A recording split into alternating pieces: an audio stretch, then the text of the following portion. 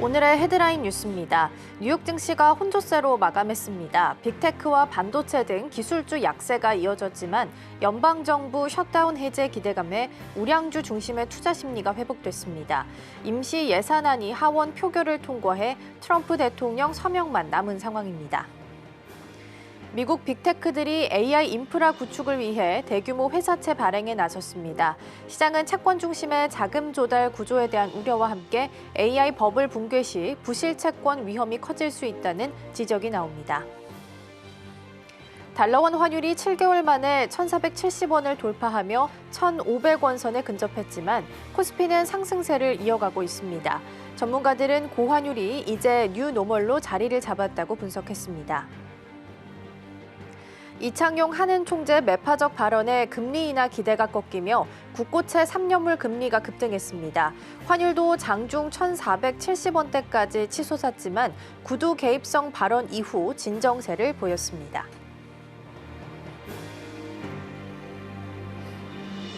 시청자 여러분 안녕하세요. 여러분의 성공 투자를 응원합니다. 출발 증시와이드 2부 시작합니다. 진행의 이가은입니다. 어제 뉴욕 증시는 혼조세로 마무리를 지었습니다. 기술주에서 비기술주로 확실하게 자금 로테이션이 좀 일어나는 모습이었고요. 어제 백악관에서는 10월 CPI랑 고용 보고서를 영구적으로 발표하지 않을 수도 있다라고 언급을 했습니다. 그러면 금리 인하를 결정해야 되는 연준 입장에서는 입장이 더 난처할 수밖에 없는 상황입니다. 일단 오늘은 셧다운과 관련된 내용들을 좀 소화하면서 가야 하는 하루이기 때문에 뉴스 나오는 대로 함께 챙겨가도록 하겠습니다. 자, 그럼 이어서 오늘 저희가 준비한 코너 하나씩 소개해드리도록 하겠습니다. 오늘 첫 번째로는 밤사이 뉴욕 증시 준비되어 있습니다. 확실하게 자금 로테이션이 좀 일어나고 있는 모습입니다. 뉴스들과 자세한 마감 상황 함께 살펴보겠습니다. 두 번째로는 와이드 리포트 준비되어 있습니다. 오늘부터 지스타가 개막을 하죠. 게임주한테 있어서는 가장 중요한 이벤트 중에 하나인데요. 더 이상의 출시 지연은 없다라고 이야기했던 펄어비스를 중심으로 해서 투자 포인트 짚어보겠습니다. 세 번째로는 이 시각 서울경제 준비되어 있습니다. 슈퍼을이라고 불리는 ASML의 CEO와 삼성전자의 만남이 있었죠. EUV 관련해서 어떤 논의가 이루어졌을지 함께 살펴보도록 하겠습니다. 자, 그럼 출발 증시와이드 2부 본격적으로 시작해 보도록 하겠습니다.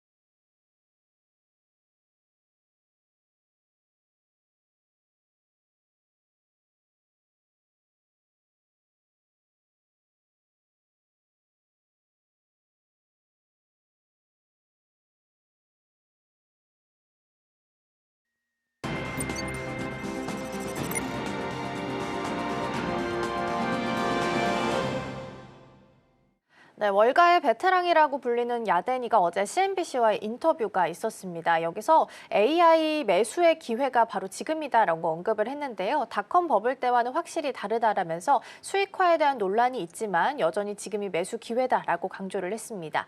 다만 어제 뉴욕 증시에서는 기술주에서 비기술주로 완전하게 좀 자금 로테이션이 일어나는 모습이 나타났었는데요. 다양한 전략들 함께 챙겨보도록 하겠습니다. 오늘 도움 말씀에는 서울경제TV 윤경철 본부장 자리해 주셨습니다. 본부장님 어서 오세요. 네, 안녕하세요. 네, 오늘도 세 가지의 키워드 준비되어 있고요. 첫 번째부터 함께 만나보겠습니다. 네, 오늘의 첫 번째 키워드입니다. AI주는 숨고르며 은행주는 급등입니다. 다우지수는 또 한 번 사상 최고치를 경신을 했습니다. 근데 전반적으로 봤을 때는 기술주에서 비기술주로의 이동이 좀 나타나는 모습이었는데요. 어제 자세한 마감 상황 먼저 짚어보겠습니다. 어쨌든 12일 어젯밤이죠. 뉴욕 증시는 셧다운 종료 기대와 함께 섹터별 엇갈림이 좀 있었습니다. 그래서 다우지수가 말씀하셨던 대로 또다시 최고치를 갈아치우면서 강하게 마감을 했고요. 일단은 오늘 저녁이나 내일 초쯤 어쨌든 최장기 미국 연방정부 셧다운이 끝날 수 있을 것 같은 그런 기대감이 상승하면서 경기 민감주와 전통 산업 중심으로 매수세가 이어졌다고 보시면 될 것 같습니다. 투자자들이 어쨌든 셧다운 장기화되지 않을 것이라고 판단하면서 그동안 눌려있던 종목들 위주로 자금이 들어가는 모습을 좀 보였습니다. S&P 500 지수 역시 소폭 상승하면서 강보합권으로 거래를 마쳤고요. 반면에 기술주 비중이 큰 나스닥 지수는 소폭 하락했습니다. 전반적으로 이제 그 지수 전체로 보면 상승이고 구성으로 보면 기술주 약세, 은행주 강세라는 엇갈린 장세가 이제 펼쳐졌습니다. 시장 분위기를 바꾼 건 역시 셧다운 종료 가능성입니다. 현재 미국 연방정부는 역대 최대 셧다운 사태에 대해서 겪고 있는데 상원이 이미 예산안에 관련해서 통과시키면서 법안은 하원 표결만 남겨놓은 상황입니다. 워싱턴 정가에서는 이번 주 안에 셧다운이 마무리될 수 있을 것이라는 전망이 나오고 있고요. 이 소식이 투자 심리를 한층 개선시킨 게 아닌가라는 생각이 듭니다. 섹터별로 보면 이제 뉴욕 증시의 주인공은 단연 은행주 중심의 금융주였습니다. 모건 스탠리라든가 JP 모건 체이스 등 은행주가 일제히 강세를 보였고 금융 섹터를 추정한 ETF도 함께 올랐습니다. 셧다운 종료 기대에 대해서 향후 금리 전망과 경기 흐름에 대한 불확실성이 조금씩 거치면서 은행주의 실적 개선이 나오지 않을까라는 생각이 듭니다. 반면에 이제 그동안 시장을 끌어올렸던 기술주는 차익 실현 매물이 억신이 나오면서 출회됐고요. AI에 관련해서 이제 어쨌든 관련 기술주들과 대형 성장주들이 일부 종목이 너무 많이 올랐다라는 부담감이 좀 나오면서 단기 조정을 받는 흐름입니다. 일부 종목들은 장 초반에 어쨌든 강세를 보이다가 장 후반으로 갈수록 매물이 쏟아지면서 상승분을 반납하거나 하락으로 돌아가는 변동성을 보였지만 AMD만 상당수 이제 상승하면서 약간 강세를 보였다고 말씀드리고 싶습니다. 네. 네, 어제는 오히려 셧다운 해제에 대한 기대감 속에 우량주가 각광을 받는 듯한 모습이 나타났습니다. 자, 그러면 투자자 입장에서는 이렇게 자금 로테이션이 일어나는 지금 구간에서 AI 기술주와 은행주 같은 우량주의 비중을 어떻게 좀 가져가는 게 좋을까요? 어쨌든 이게 두 개 다 공존할 수 있다고 봅니다. 왜냐하면 내년에 이제 돈이 좀 풀린다고 생각하시면 기본적으로 이제 이 구조적인 압축이 중요할 것 같은데 최근에 어쨌든 AI는 단순 테마가 아니라 실제 수익이 내거나 수요가 있는 그런 테마입니다. 그래서 구조적 성장 분야로 자리를 잡았고요. 그렇기 때문에 지금 나타나는 조정을 이야기가 끝났다는 신호라고 보기보다는 가격이 조금 앞서가서 어쨌든 조정을 하고 있다라고 보시면 될 것 같아서 이 부분은 어쨌든 제가 볼 때는 AI 관련주를 포기하기보다는 어쨌든 다른 관점에서 중장기 관점에서 가지고 계시거나 뭔가 조정기를 거쳐서 지금 뭐 어쨌든 던지시고 다시 하셔도 상관없지만 어쨌든 좀 지켜보시는 게 체중 조절을 좀 하시는 게 좋을 것 같고요. 은행주는 사실상 이제 내년에 돈이 많이 풀린다고 봤을 때 유동성이 많이 확보된다고 봤을 때 은행주가 상당히 좀 호조를 뜰 가능성이 있습니다. 왜냐하면 주택이라든가 결혼 경기 부양이 있으면 어쨌든 주담대 같은 이런 은행주의 어쨌든 그런 금리가 사실 실현을 할 수 있는 것들이 상당히 많기 때문에 이런 부분에 보시면 은행주 급다운이 될 것 같은 생각이 조금 있으면서 셧다운 종료 기대라든가 향후 경기 흐름이라든가 금리 사이클이 겹치면서 너무 늘려 있었으면 그동안 이런 부분들이 어쨌든 지금의 뒤늦게 쏠려 있는 구간이라 보시면 될 것 같고요. 지금 은행주를 전력 질주하시 매수해야 될 시점이냐고 따져보시는 것도 좋습니다. 그러니까 너무 막 지금 올라간다고 해서 같이 따라가는 것보다 무리한 추격보다는 시간을 나눠서 들여서 분할이라든가 점진적 확대를 가는 것이 바람직하지 않을까라는 생각이 듭니다. 결국 두 주식이 어쨌든 테마가 사실은 어쨌든 유동성이 내년에 풀린다고 봤을 때 전반적으로 조율을 적절하게 하시면서 이제 자신이 맞춰가시는 게 좋지 않을까라는 생각이 듭니다. 네, 전반적인 내용들 먼저 자세하게 좀 살펴봤고요. 이어서 두 번째 키워드로 넘어가 보겠습니다. 네, 오늘의 두 번째 키워드입니다. AI 칩 품귀의 밀수까지이고요.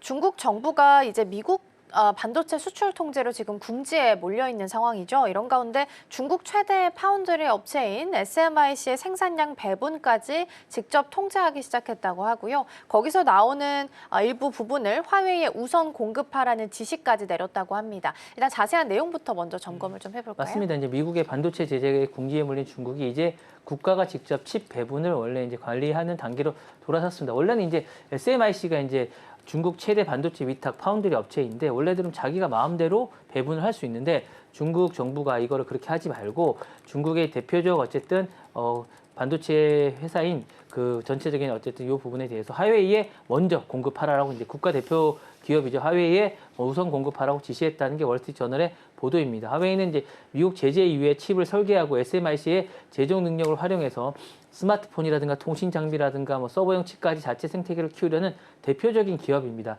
최근에는 자체 칩 설계로 이제 7나노급 스마트폰을 내놓으면서 서방의 제재를 뚫고 좋은 성과를 냈다는 평가도 받고 있습니다. 이런 화웨이를 살리기 위해서 중국이 국가 차원의 반도체 생산 능력을 특정 기업에 몰아주는 식으로 어쨌든 전략적 배분이 시작됐다 보시면 될 것 같고요. 문제는 이제 중국 내 생산 능력 자체가 아직 부족하다는 점입니다. SMIC가 아무리 찍어내도 미국이라든가 우리 한국이죠. 한국이라든가 대만 업체가 만드는 최첨단 칩에 비해서는 대체하기는 물량이라든가 기술 모두 한계가 좀 있습니다. 그러다 보니까 중국 내 기술 기업 연구소들이 첨단 칩을 확보하기 위해서 경쟁이 가열화되어 있고 이 과정에서 등장하는 것이 엔비디아 칩을 밀수입하는 것입니다.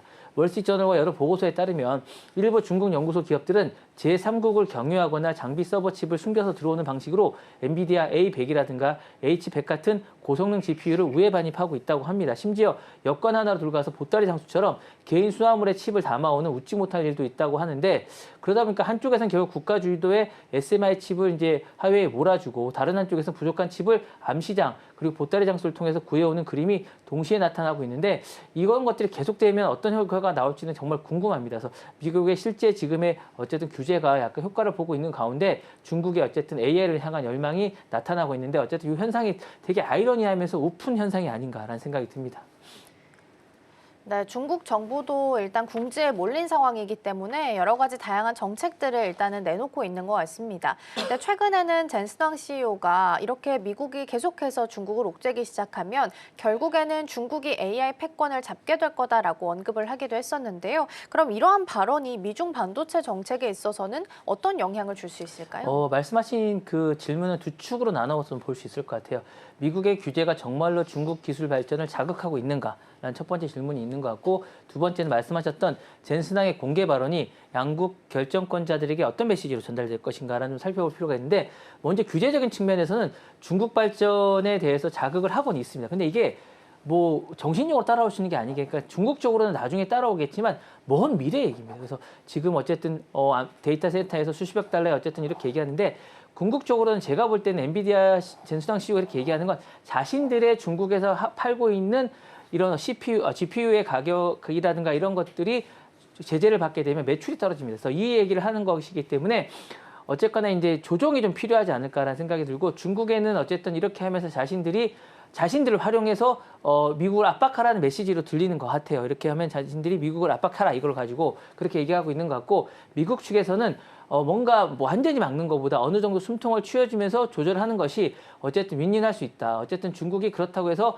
이런 낮은 단계는 못 따라오는 거 아니지만 조금 낮은 단계보다 자신들이 만들 수 있는 조금 높은 단계를 주면서 관리를 하는 것이 오히려 낫다라는 메시지를 던져주는 게 아닌가라는 생각이 들고 실제로 그런 방향으로 서로가 이제 가고 있다라고 말씀드리고 싶고 메시지를 정리하자면 이런 것 같아요. 이제 중국은 이미 연구 이런 부분이 충분하기 때문에 막음에 멈추는 것이 아니라 자기 생태계를 만들게 되겠지만 그 시기는 되게 늦어질 것이기 때문에 젠스당 CEO가 얘기하는 것은 그 시기를 당기는 것보다 자신들이 충분히 팔면서 조절하는 것이 관리해 주는 것이 좋다라고 얘기하고 있고 미국이나 중국이 이 메시지에 대해서 어느 정도 각각의 자신들의 상황에 맞게 해석을 하면서 대응을 하고 있는 것이 아닌가라는 생각이 듭니다.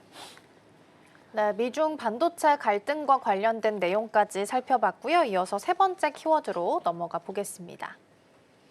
네, 오늘의 세 번째 키워드입니다. 미국이 비트코인 17조 훔쳤다라는 키워드이고요. 중국 사이버 보안 당국이 미국 정부가 130억 달러, 우리 돈으로 하면 약 17조 원 규모의 비트코인 탈취를 주도했다라고 주장을 내놨다고 합니다. 미중 간의 사이버 공격과 관련된 내용들이 좀 격화되는 양상인데요. 어떤 내용인지 뉴스 먼저 함께 확인해 보겠습니다. 이 사건을 좀 보시려면 2020년도 12월에 이제 중국 비트코인 채굴풀이라고 하는 루비안에서 발생한 초대형 해킹 사건을 먼저 아셔야 됩니다.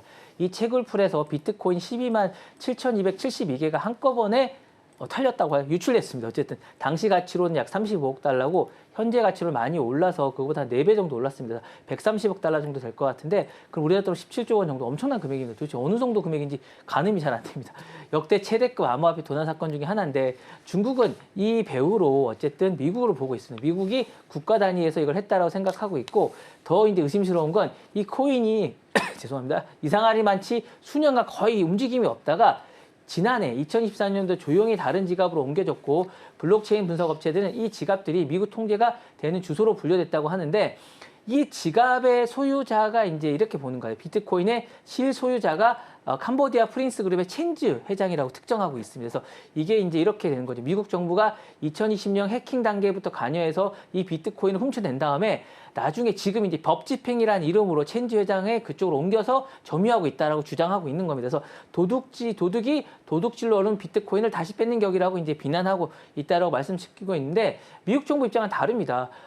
이거는 잘 그 해킹 사실은 잘 모르고 있는데다가 지난 10월 첸지에 있는 요 부분에 대해서 기소를 했고 그 사람이 공교롭게 갖고 있는 12만 7,271개 하나가 모자릅니다. 71개의 비트코인을 불법 수익으로 몰수했다라고 얘기를 하는데 이게 공교롭게도 뒤에 비트코인 한 개 차이가 난다는 게 약간 의문스럽거든요. 그래서 이 부분이 아마 의문스러운 게 아닌가라는 생각이고 미국 입장에서 우리가 훔친 게 아니라 범죄 수익을 법조차에 따라서 압수한 것이라고 이제 얘기를 하고 있습니다. 그래서 이 부분에 대해서는 그렇게 얘기를 할 수 있는데 누구의 말이 진실인지 좀 지켜봐야 될 것 같고요.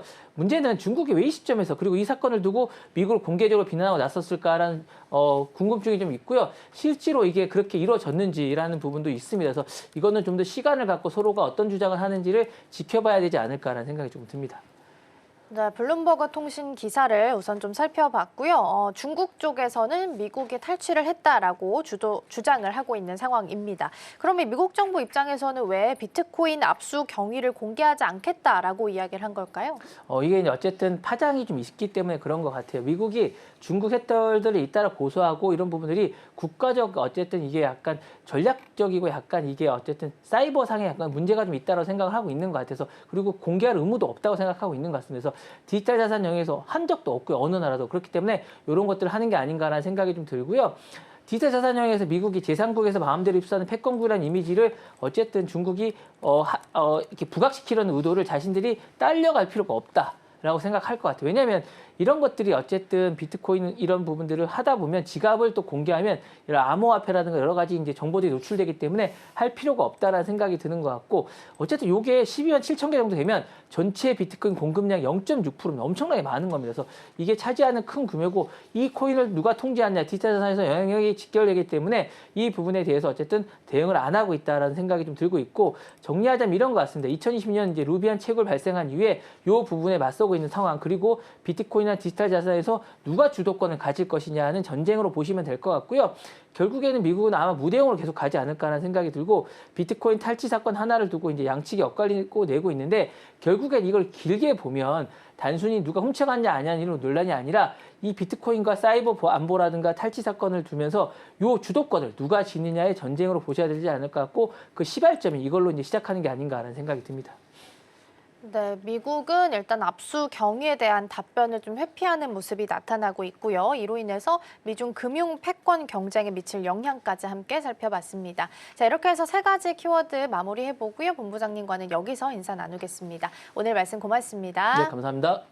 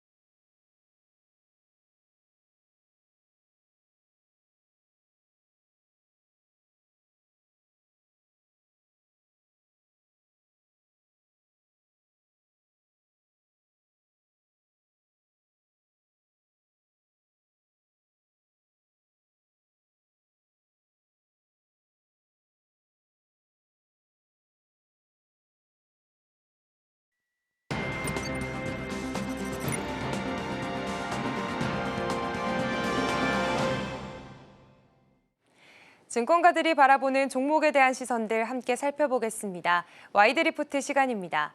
오늘 제가 준비한 리포트 함께 열어보도록 하겠습니다. 오늘은 펄어비스에 대한 미래에셋증권의 시선을 가져와 봤는데요. 리포트 제목은 붉은 사막 연기 가능성 일축입니다. 오늘은 펄어비스의 3분기 실적 성과와 또 내년 3월로 예정된 신작 붉은 사막의 출시 계획까지 차근차근 정리해 보겠습니다. 우선 이 목표가는 36,000원으로 제시를 했고요. 중립을 유지하는 모습 확인을 해볼 수가 있습니다. 펄어비스가 이번 3분기 실적에서 예상을 깨고 좀 흑자 전환에 성공한 모습이었는데요. 일단 미래에셋증권에 따르면 이번 펄어비스의 3분기 매출은 1,068억 원이 나오게 됐고요. 전년 동기 대비해서 34% 증가하는 모습이었습니다. 그리고 영업이익 같은 경우에는 지금 106억 원이 나오는 모습 확인해 볼 수가 있습니다. 매출은 34% 늘었고 영업이익은 적자에서 흑자로 돌아선 모습인데요. 무엇보다 주목할 만한 점은 이번 실적이 시장 예상치를 크게 뛰어넘었다는 점입니다. 금융정보업체 FN가이드 기준으로 살펴봤을 때 시장 전망치는 매출 797억 원이었고요. 영업 손실이 125억 원 수준이었습니다. 그런데 펄어비스는 이것을 완전히 뒤집고 매출과 이익 모두 어닝 서프라이즈를 기록한 건데요. 이번 실적의 중심을 살펴보니까 바로 펄어비스의 대표 게임인 검은 사막이 있었습니다. 이 검은 사막의 3분기 매출을 살펴보니까요. 795억 원이 나오게 되면서 전년보다 47%, 그리고 전분기보다는 45%나 늘어나는 모습이었습니다. 특히나 여기에서 지금 PC 버전의 매출이 크게 뛰는 모습이었는데요. 미래에셋증권은 그 이유를 살펴봤을 때 신규 클래스 50이라든지 아니면 새로운 지역인 마게 에다니아라는 이 새로운 업데이트를 꼽게 됐습니다. 실제로 3분기에는 이 대규모 업데이트들 덕분에 이용자 유입이 크게 늘었고요. 지금 게임 내에서도 결제 매출이 함께 급증했습니다. 그 결과 검은 사막은 2021년 자체 서비스를 전환한 이후에 지금 가장 높은 최고 분기 매출을 기록한 상황이고요. 지역별로 살펴보면 지금 북미 유럽이 전체 65%를 차지했고 국내는 18%, 아시아는 17% 비중을 차지했습니다. 결국에 이번 실적은 글로벌 유저층, 특히나 서구권 시장에서 회복세가 확실히 반영된 모습을 확인해 볼 수 있습니다. 반면 영업비용 부담도 좀 있었습니다. 비용 부담이 다소 늘어난 모습인데요. 지금 총 영업비용은 962억 원이 나오게 되면서 전년보다 8% 증가하는 모습이었습니다. 이 중에서도 지금 마케팅 비용이 136억 원으로 크게 늘어났습니다. 해외 주요 게임쇼들에 잇따라 참여를 하게 되면서 전년 대비해서 53%나 증가를 한 건데요. 게임스컴이나 도쿄 게임쇼, 차이나 조이 같은 글로벌 행사들에 꾸준히 참여한 영향이었습니다. 단기적으로 봤을 때는 비용이 늘긴 했지만 그만큼 글로벌 인지도를 높이고 또 노출을 강화한 투자로 볼 수가 있겠습니다. 그래서 사실 지금의 일시적인 비용이 좀 산출이 될 수는 있어도 중장기적으로 봤을 때는 긍정적인 효과를 기대할 수 있는 부분입니다. 그리고 이번 실적 발표에서 조금 눈에 띄었던 부분이 있습니다. 바로 신작인 붉은 사막의 출시 일정이 다시 한번 공식 확인됐다는 점인데요.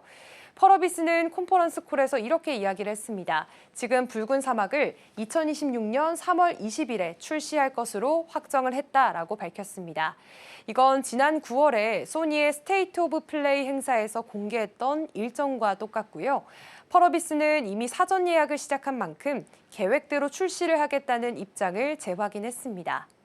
현재는 게임의 완성도를 다듬는 막바지 작업이 진행 중이고요. 또 내년 1월부터는 파트너사와 함께 본격적인 글로벌 마케팅을 벌일 예정이라고 밝혔습니다. 붉은 사막 같은 경우에는 펄어비스에게 아주 상징적인 작품으로 꼽힙니다. 왜냐하면 2019년에 지스타에서 첫 공개를 했고요. 그리고 지금까지 무려 7년 동안 개발이 이어져 오고 있습니다. 그리고 그 사이에는 그동안 출시가 2차례나 연기가 되기도 하면서 이 게임을 이용하는 게이머들에게 굉장한 좀 원성을 사기도 했었죠. 하지만 이번에는 좀 다릅니다. 펄어비스는 이번 일정은 여러 상황을 충분히 검토해서 정한 날짜이기 때문에 더 이상은 연기 없이 예정대로 진행하겠다라고 밝혔습니다. 허진용 대표 역시나 트리플 A급 게임의 프리오더는 처음이긴 하지만 지금 파트너사들로부터 긍정적인 반응을 받고 있다고 밝혔습니다. 또 콘솔을 중심으로 예약 판매가 활발히 진행되고 있다면서 글로벌 시장 반응에도 자신감을 드러냈는데요. 다만 지금 시장 반응은 아직까지는 좀 신중한 분위기입니다. 미래에셋증권은 리포트에서 지금 출시가 4개월 앞으로 다가오긴 했지만 스팀 위시리스트 같은 지표에서는 해외 이용자들의 뜨거운 기대감은 아직까지는 뚜렷하게 보이지 않는다고 분석을 했습니다.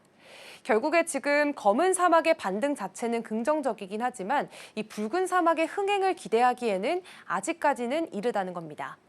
증권가가 예상하고 있는 이 붉은 사막의 판매량은 400만에서 500만 장 수준이고요.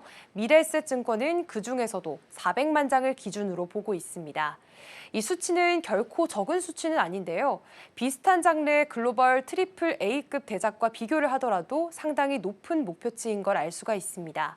그만큼 시장이 지금 붉은 사막에 대해서 완성도와 흥행력에 큰 기대를 걸고 있다는 의미로도 해석해 볼 수가 있겠습니다. 다만 출시 이후에는 단기적인 모멘텀이 빠르게 꺼질 수 있다는 점도 함께 지적을 하면서 지금 증권가에서는 붉은 사막에 대해서 아직까지는 보수적인 시각을 유지하고 있다는 점도 확인을 해보시면 좋겠습니다. 그렇다면 일단 펄어비스가 가지고 있는 내년 4분기까지의 계획도 함께 살펴볼까요? 우선 펄어비스는 내년 4분기까지 지금 검은 사막과 이브 온라인의 안정적인 서비스 운영을 내세웠습니다. 그리고 붉은 사막 같은 경우에는 내년 3월 20일에 출시가 될 성공적인 출시 준비를 하고 있습니다. 조미영 CFO는 출시 일정이 다가오고 있는 만큼 지금 내부에서는 마무리 작업이 속도를 내고 있다라고 밝히면서 2026년 3월 목표 일정에 맞춰서 글로벌 흥행을 위해서 총력을 다하겠다고 밝힌 상황입니다. 특히나 지금 펄어비스는 해외 중심의 마케팅 전략을 굉장히 강화하고 있는 모습입니다. 오늘 국내 부산에서는 국내 게임쇼인 지스타가 열리게 되는데요. 사실 펄어비스는 이번 지스타에는 불참을 하게 됩니다. 그런데 독일의 게임스컴이나 일본의 도쿄 게임쇼, 중국의 차이나조이 같은 주요 글로벌 행사들에는 꾸준히 참여하는 모습들을 보이고 있습니다. 이건 아무래도 전체 매출의 65%가 지금 북미와 유럽에서 발생을 하고 있기 때문에 글로벌 행사들에 좀 더 집중을 하고 있는 전략으로도 확인해 볼 수가 있겠습니다. 그래서 지금 미래에셋증권이 이번 리포트에서 펄어비스에 대해서 지금 투자 의견을 중립으로 내세운 모습이고요. 목표가는 36,000원으로 제시를 했습니다. 실적이 예상보다 좋았던 점은 분명히 긍정적으로 꼽히고 있지만 검은 사막의 매출 반등이 지속되기는 어려울 것으로 보고 있습니다. 그리고 신작 붉은 사막에 대한 기대감도 크긴 하지만요. 이미 그 기대가 주가의 상당 부분 반영이 됐을 가능성이 있고 또 출시 이후에는 추가로 주가를 끌어올릴 만한 재료가 부족할 수 있다는 분석들이 나오고 있습니다. 결국에 지금은 단기적인 기대감보다는 중장기적인 안정성이 중점적으로 봐야 된다라는 해석이고요. 그렇다면 어제장의 마감 상황도 함께 살펴보도록 하겠습니다. 네, 일단 이번에 흑자 전환 소식이 전해지면서 어제장에서 펄어비스 주가가 좀 크게 올랐습니다. 8.36% 오르면서 38,900원 선에서 거래를 마쳤는데요. 3분기 흑자 전환 소식에 더해서 붉은 사막의 출시 일정이 다시 한 번 더 공식적으로 확인이 되면서 투자 심리가 확연히 살아난 모습 확인해 볼 수가 있습니다. 단기적인 상승분은 어느 정도 반영이 됐지만 앞으로의 주가 흐름은 결국에는 이 신작인 붉은 사막의 흥행 여부에 달려있다는 게 증권가들의 공통된 분석이고요. 초기 판매량이 시장 기대치인 400만 장에 근접을 한다면 단기 실적은 개선이 되겠지만 그 이후의 신작 공백이 길어질 경우에는 주가의 모멘텀이 빠르게 약해질 수도 있다는 분석도 나오고 있습니다. 결국에는 단기 흥행보다는 장기적인 콘텐츠 수명 관리 이 부분이 펄어비스의 다음 과제가 될 것으로 보여지고 있습니다. 지금까지 와이드 리포트였습니다.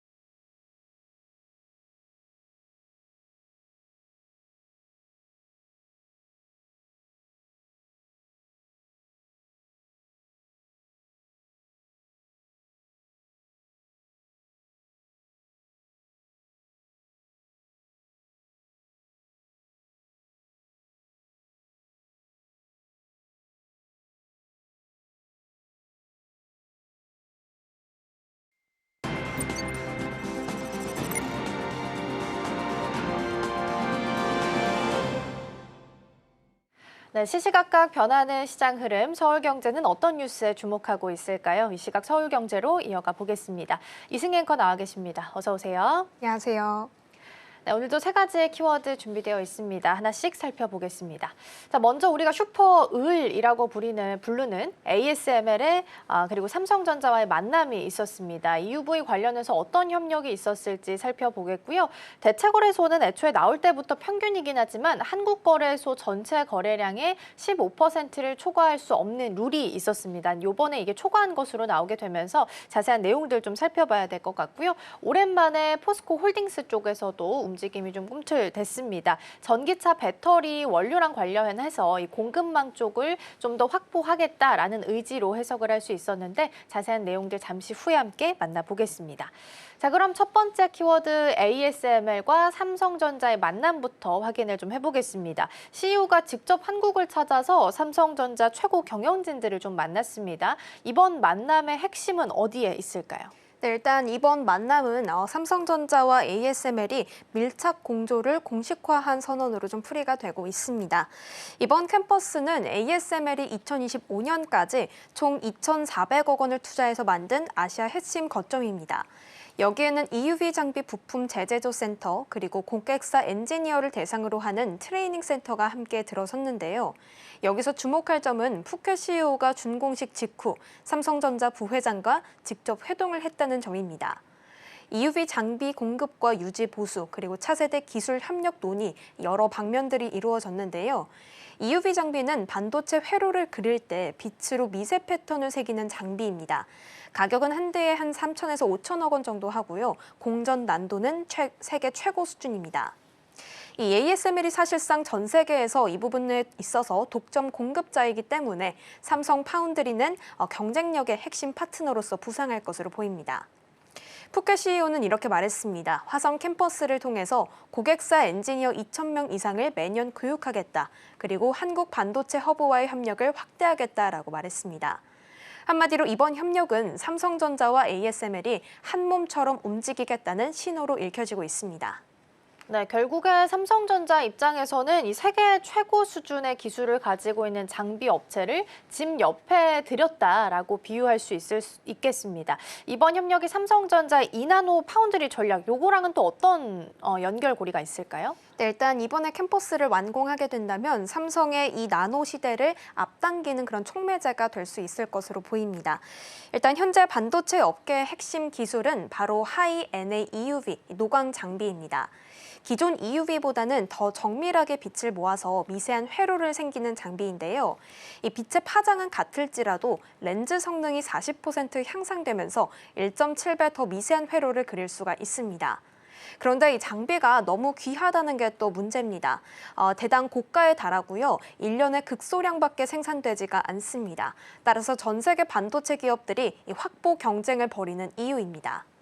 하지만 삼성전자는 이미 화성 캠퍼스에 연구용 하이 NA EUV를 들여왔고 내년 상반기에는 양산용 장비를 추가적으로 도입할 예정입니다. 이 장비는 이 나노 파운드리 라인에 직접 투입이 돼서 삼성이 다음 반도체 세대를 양산하는 핵심 기반이 될 것으로 보입니다. 여기에 ASML의 한국 캠퍼스가 더해지면서 장비 공급부터 정비, 엔지니어 교육까지 모두 현지에서 해결할 수 있게 됐습니다. 기술 이전은 훨씬 빨라지고 장비 고장이나 수급 문제가 날 경우 최소화할 수 있고 빠르게 대처할 수 있는 능력이 향상됩니다. 결국 삼성과 ASML은 이번 협력으로 EUV 기술 자립을 통한 이 나노 공정 안정화가 파운드리 경쟁력 강화로 연결되는 완전한 기술 사슬을 국내에 구축한 셈입니다. 네, ASML이 가지고 있는 그 장비가 뒷받침돼주기만 한다면 삼성의 2나노 공정은 더 빠르게 상용화될 수 있지 않을까라는 생각이 듭니다.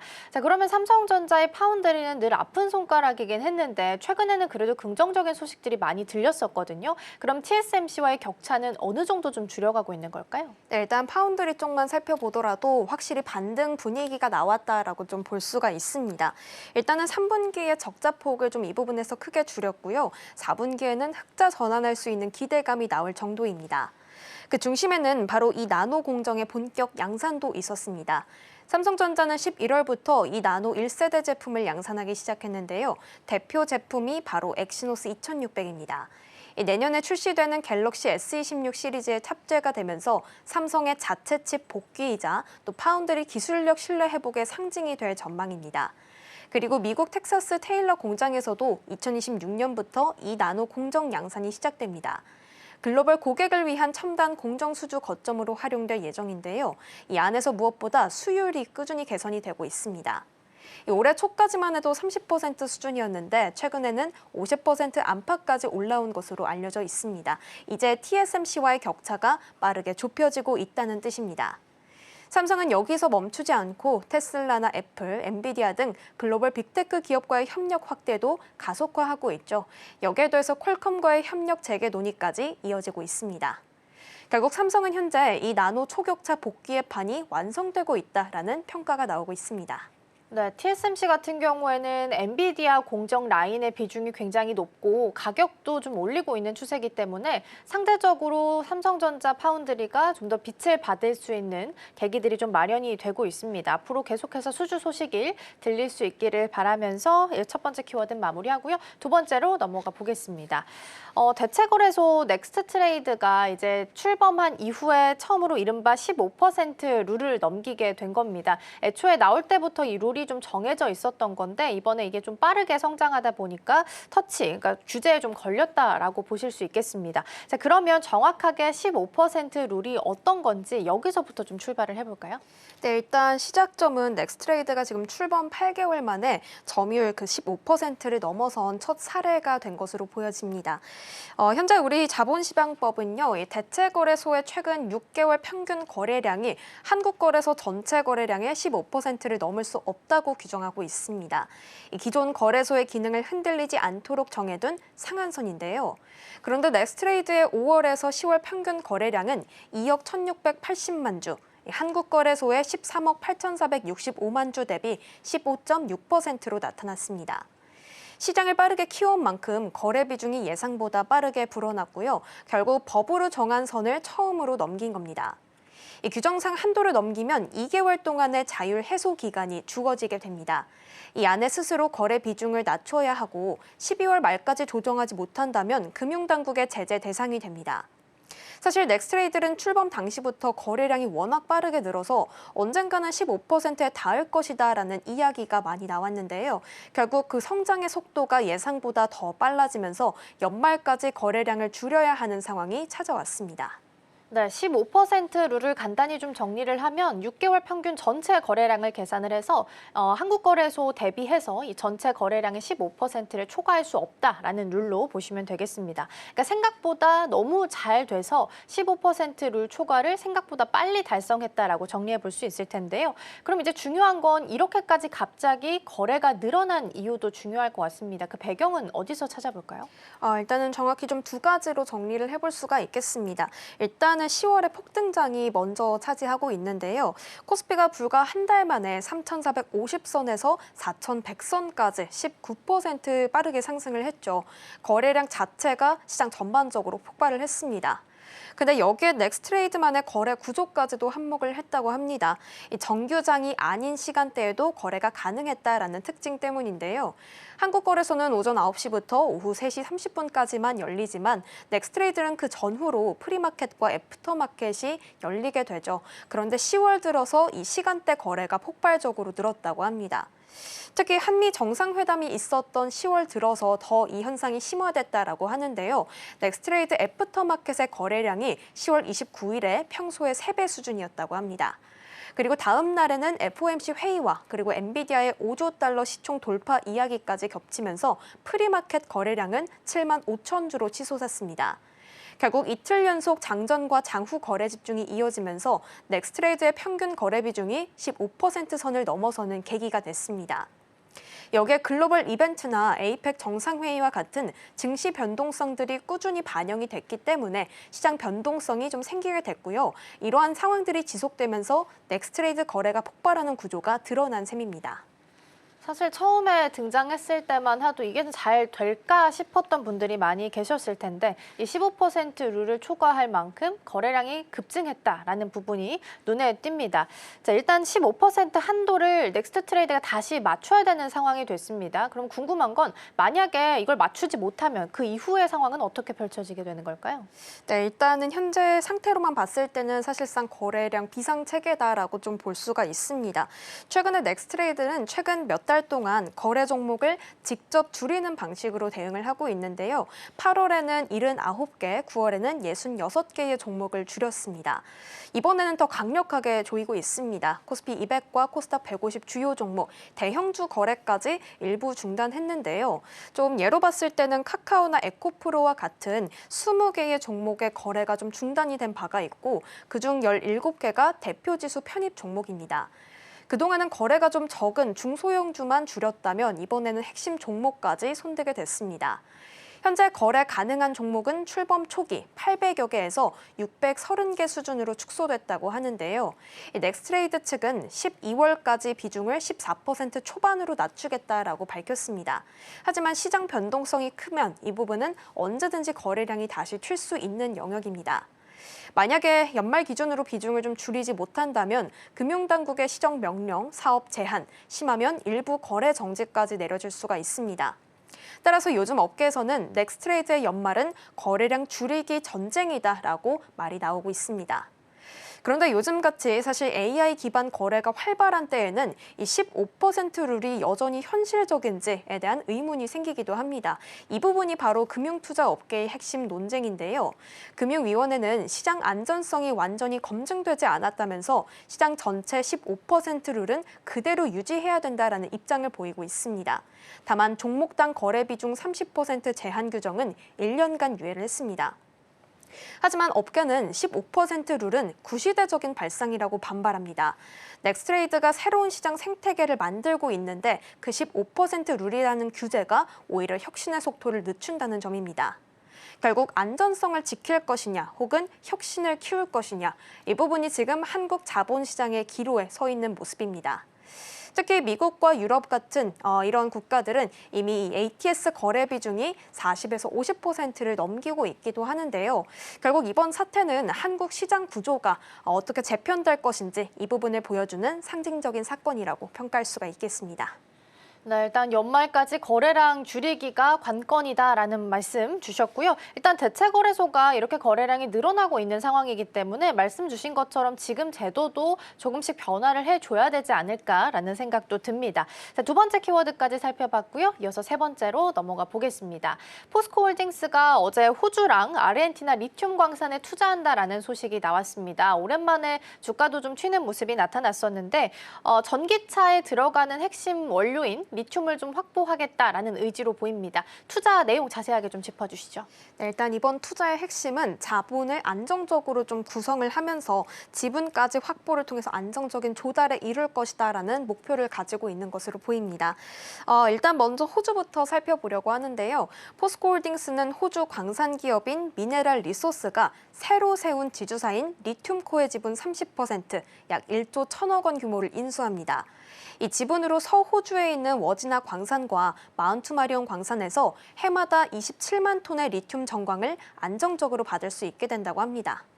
이걸 가공한다면 수산화 리튬 약 3만 7천 톤, 전기차로는 약 86만 대를 만들 수 있는 거대한 양이라고 합니다. 그런데 이 안에서 특히 이번 계약 구조가 흥미롭다고 하는데요. 리튬을 그저 사는 계약이 아니라 광산 경영에 직접 참여하고 배당 수익까지 받을 수 있는 구조입니다. 즉 포스코가 단순 고객이 아니라 공동 운영 파트너로 들어간 셈입니다. 이러한 형태로 이루어진다면 원가를 스스로 통제할 수 있게 되고요. 나중에 가격이 오르더라도 이익이 오히려 커지는 구조가 됩니다. 여기서 2차 전지 시장까지 다시 좀 완벽히 진정세로 돌아가게 된다면 리튬 정광 재련 사업까지 연계 확장하는 그림까지 그리고 있습니다. 자, 그럼 아르헨티나 쪽도 살펴보겠습니다. 아르헨티나에서도 투자가 이어졌는데요. 포스코는 950억 원을 들여서 현지 소금, 이 염호 호수에 있는 리튬 광권을 100% 인수했습니다. 이곳은 세계에서도 리튬 품질이 가장 좋은 곳 중 하나라고 하는데요. 이미 2018년에 일부 관권을 확보했었고 이번에는 인접한 땅까지 넓혀서 리튬 벨트를 완성한 것으로 보입니다. 네, 최근에는 탄산 리튬 가격이 좀 오르긴 했어요. 근데 이제 전기차 막 한창 폭등했을 때 대비해서, 그러니까 고점 대비해서는 여전히 낮은 수치기는 합니다. 그런데 이런 상황에서 큰 돈을 들여서 이렇게까지 투자를 한다는 게 쉬운 결정은 아니었을 텐데요. 지금 투자를 결정한 이유는 어디서 찾아볼 수 있을까요? 사실 이번 투자는 좀 단기적인 시세를 노렸다기보다는 장기적인 타이밍을 봤다라고 좀 정리할 수가 있겠습니다.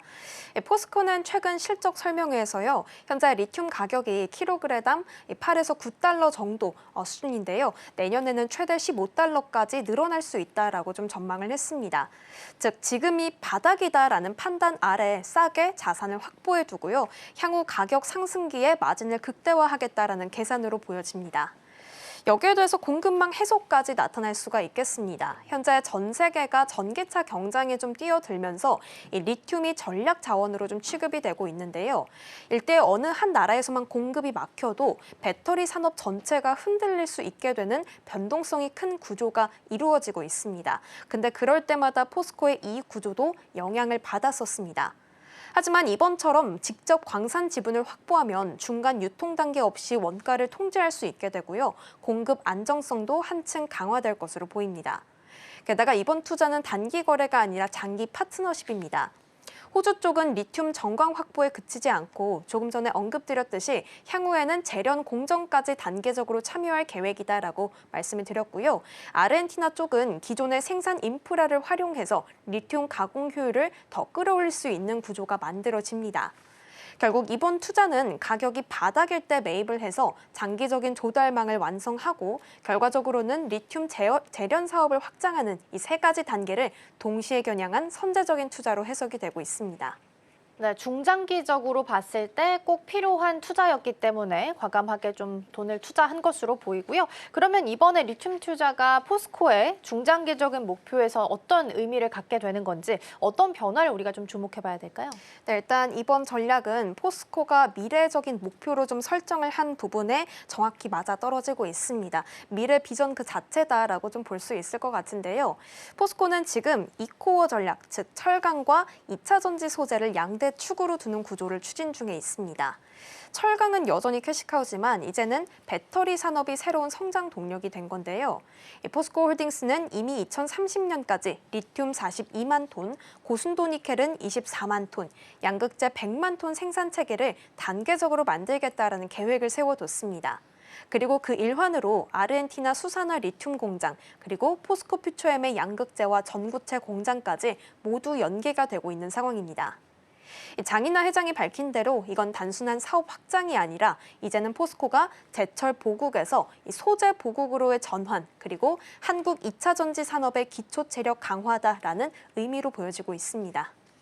네, 결국에 포스코는 배터리 원료부터 끝단까지 한 손에 넣고 공급망을 좀 확보한다라는 측면에서 긍정적으로 파악해 볼 수 있겠습니다. 자, 오늘 수학 능력 시험일이라서 넥스트 트레이드도 프레마켓은 운영하지 않습니다. 10시에 마켓 열리니까요. 이 부분도 같이 참고해서 함께 보시면 좋겠습니다.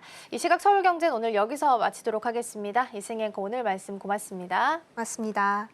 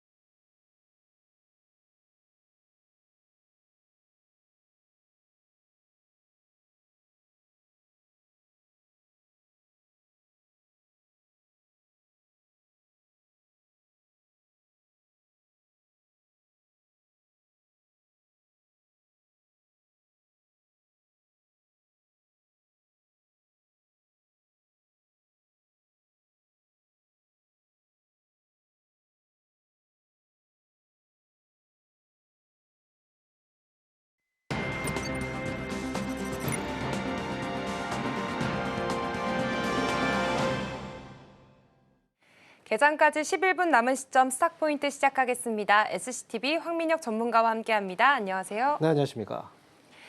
네, 오늘은 대학 수학능력 시험일입니다. 그렇기 때문에 오늘 국내 증시는 10시에 거래를 시작하게 되고요. 거래 종료 시간도 1시간 늦춰져서 4시 반까지 거래가 가능합니다. 이 점 참고해 보시면서 스탁포인트 시작을 해보도록 하겠습니다. 먼저 간밤 뉴욕 증시 마감 상황부터 짚어보면요. 3대 지수는 혼조로 마감을 했습니다. 이제는 AI주에서 BAI주로 시선이 좀 옮겨지는 모습들이 어제도 확인이 됐습니다. 특히나 헬스케어 쪽 강했고요. 금융주들도 좋은 흐름을 보여줬는데 다우지수는 다시 한번 사상 최고가를 경신했습니다. 또 특징적인 부분으로는 AMD가 AI 수요에 대한 낙관적인 전망을 다시 한번 제시했습니다. 9%대까지 강세를 보이는 모습이었고 지금 현재는 셧다운 해제를 위한 임시 예산안 표결이 미 하원에서 진행 중이니까요. 이 상황도 계속해서 팔로우해 보시면 좋겠습니다. 그렇다면 오늘 우리 증시는 어떻게 시작하게 될지 분위기 좀 짚어보도록 하겠습니다. 어제 국내 증시는 그래도 강한 모습이었습니다. 그동안은 반도체주가 강해야 지수가 올라가는 경향이 있었는데 어제는 조금 달랐습니다. 이쪽에 고여있던 자금들이 다른 섹터들로 흘러들어가게 되면서 좀 전반적인 순환매가 연출이 됐고요. 바이오와 금융주가 그 중심에 서 있었습니다. 오늘은 옵션 만기일이기 때문에 시장 흐름이 어떻게 될지 좀 궁금한 상황입니다. 전문가님, 사실 네. 국내 증시도 그렇고 지금 뉴욕 증시에서도 좀 순환매가 돌고 있는 장세인데 환율도 좀 걱정되는 부분이 있습니다. 어제 네. 1,470원대까지 터치가 나오면서 이제는 1,500원대까지 좀 걱정을 하게 됐거든요. 지금 상황 좀 어떻게 보세요? 아무래도 셧다운에 대한 우려감도 분명히 있었고, 그 다음에 12월 금리에 대한 결정, 이것도 불확실성이 분명히 이제 환율 쪽에 압박으로 작용을 했을 것 같아요. 그런데 오늘 셧다운이 해소가 된다라고 한다면 아무래도 환율적인 부분에서는 좀 하향 조정이 될 가능성이 있다라고 보여지고요. 그리고 오늘 옵션 만기일인데 외국인들 같은 경우에는 어제 굉장히 또 많은 물량들을 팔았거든요.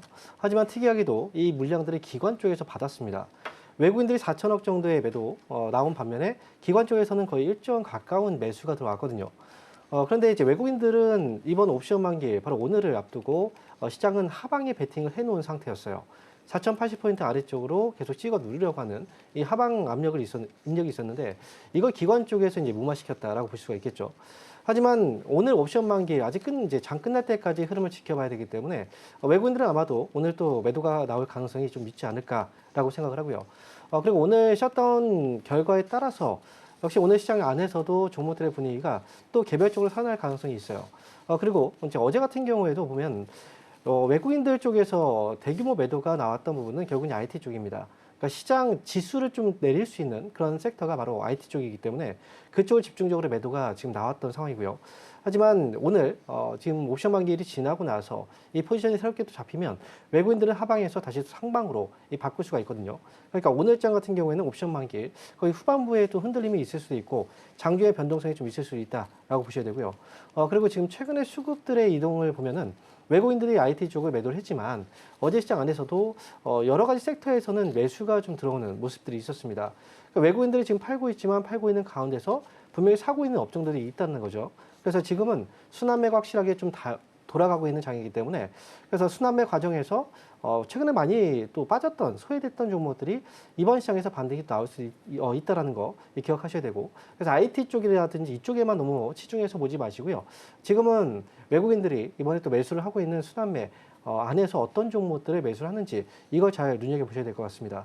그리고 기관 쪽에서의 수급도 중요하지만 기관 쪽의 수급이 사실 뭔가 일관성이 있는 수급들은 별로 없어요.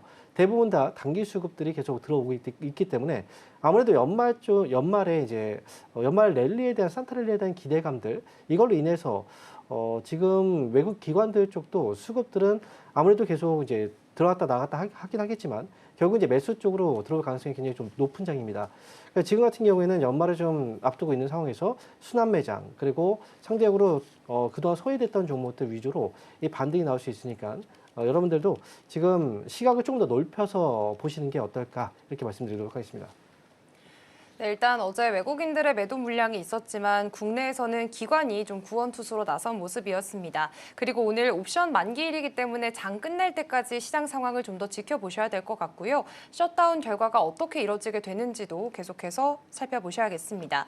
또 지금 순환매 장세가 계속 연출이 되고 있기 때문에 소외되어 있는 섹터들 또 반등할 수 있는 흐름까지 이어질 수 있으니까요. 이 부분도 전략들 계속 세워보겠습니다. 사실 순환매 장세 계속 이야기가 나와서 하는 말인데 네. 기술주 중심으로 좀 전반적으로 약한 모습을 보이긴 했지만 또 간밤에는 AMD가 AI에 대한 그런 확신을 좀 보여주면서 혼자서 9% 급등하는 모습을 보였습니다.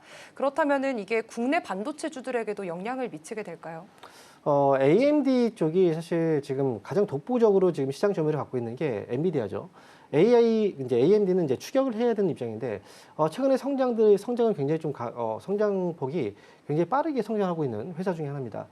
그런데 지금 이미 주가도 많이 올라온 상태이긴 하지만 여기서 추가적으로 40% 넘게 오를 수 있다는 기대감들이 시장에 형성되면서 주가가 반등이 나왔던 건데요.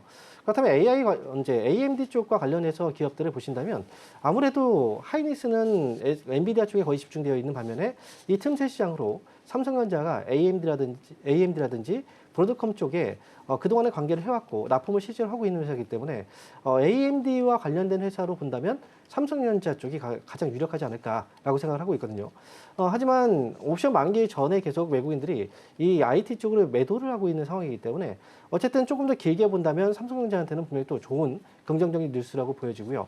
그리고 지금 오늘 하루적인 측면에서 본다면 오늘 같은 경우에는 그걸 기대하면서 들어가기에는 조금 부담되는 장이다. 이렇게 보시면 좋을 것 같습니다. 네, 일단 이 AMD와 관련해서 지금 좀 더 관계성이 높은 곳을 찾아본다면 SK 하이닉스보다는 아무래도 삼성전자지 않을까 싶습니다. 삼성전자에게는 긍정적인 뉴스긴 하지만요. 오늘장 안에서 좀 따라붙기에는 조금은 부담스러운 장이니까 이 점도 함께 챙겨보시면 좋겠습니다. 그리고 사실 제약바이오주들도 국내에서도 그렇고 뉴욕 증시에서도 굉장히 강한 모습들 보여주고 있는데요. 추우면 바이오주 사야 된다라는 말이 있는 것처럼 어제장에서 이제는 ABL 바이오도 일라이릴리의 기술 계약 수출을 하고 그러면서 바이오 쪽으로 완전히 시선이 좀 돌려봐도 괜찮을까요? 이건 아무래도 앞에서 순환매에 대한 얘기를 좀 했었잖아요. 그러다 보니까 순환매 과정에서 상대적으로 올라가지 못했던 업종들이 무엇이냐. 대표적으로 이제 이 제약바이오 쪽이 눈에 많이 걸리는 것 같다는 생각이에요. 미국에서도 이런 이제 분위기들이 좀 있고, 국내 같은 경우에도 어제 ABL 바이오 같은 경우는 개별적인 이슈로 이제 급등이 또 나왔던 거고, 오늘 같은 경우에도 상한가가 또 예상이 되고 있는 그런 상황인데요. 제약바이오 쪽에 대한 시선을 돌리는 건 저는 좋다고 생각해요. 하지만 뭐 종목들마다 조금의 이제 약간의 옥석가리기가 좀 필요하지 않을까라는 생각이 들거든요.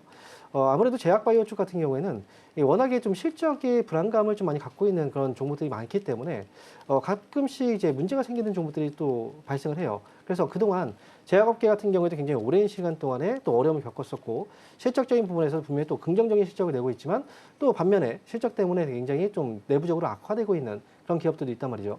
그래서 제약바이오주를 선택할 때는 아무래도 대형주 위주의 어떤 선택이 좀 필요한 시기가 아닌가라고 생각이 들고요. 대형주라고 해도 이제 대형주지만 실적이 안 나오는 회사들이 아니라 대형주지만 실적이 나오고 있는 회사들, 그런 기업들 위주로 접근하신다면 조금 더 편하게 갈 수 있지 않을까 이렇게 말씀드리겠습니다. 네, 사실 제약 바이오가 잘 갔던 것도 앞서 말씀해 주셨던 것처럼 순환매적인 측면에서 그간 잘 올라오지 못했기 때문에 시장의 시선이 제약 바이오 쪽으로 움직이는 그런 흐름들이 보여졌습니다. 다만 실적 불안감을 가진 종목들이 좀 많습니다. 그렇기 때문에 종목별마다 옥석 가리기가 필요하다는 점도 함께 짚어주셨고요. 대형주 위주로 실적이 좀 잘 나오는 곳 꼽는 것이 좀 필요한 시기라고 이야기까지 해주셨습니다. 사실 이제 제약바이오 안에서도 테마가 굉장히 많습니다. 뭐 네. ADC라든지 비만 치료제, 신약 같이 이런 종목들 내에서도 좀 더 바이오 랠리 안에서 주도주로 좀 성장할 수 있는 그런 종목들이 있을까요? 원래 제약바이오주들이 움직이기 시작하면 이제 시세가 상승 사이클을 타게 되면 대부분의 종목들이 같이 움직이거든요. 예전에 코로나 때도 그랬고 과거에도 이제 제약바이오의 상승 사이클 때 대부분의 종목들이 같이 움직이기 시작했어요. 하지만 먼저 선제적으로 나서서 움직이는 종목들이 분명히 좀 있습니다.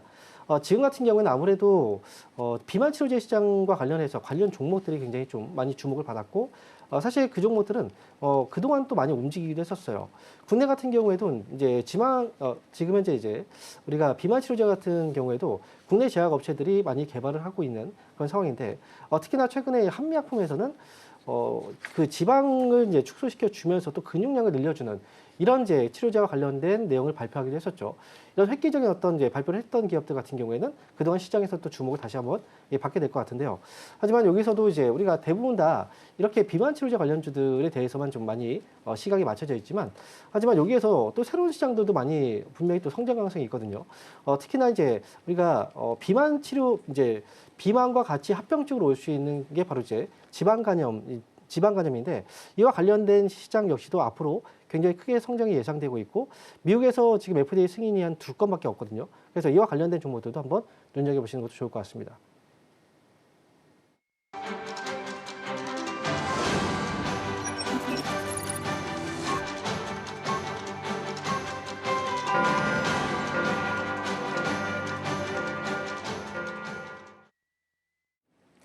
(11월 13일) 목요일입니다. 오늘은 대학 수학 능력 시험일인데요. 그렇기 때문에 국내 증시는 10시에 개장을 하게 됐습니다.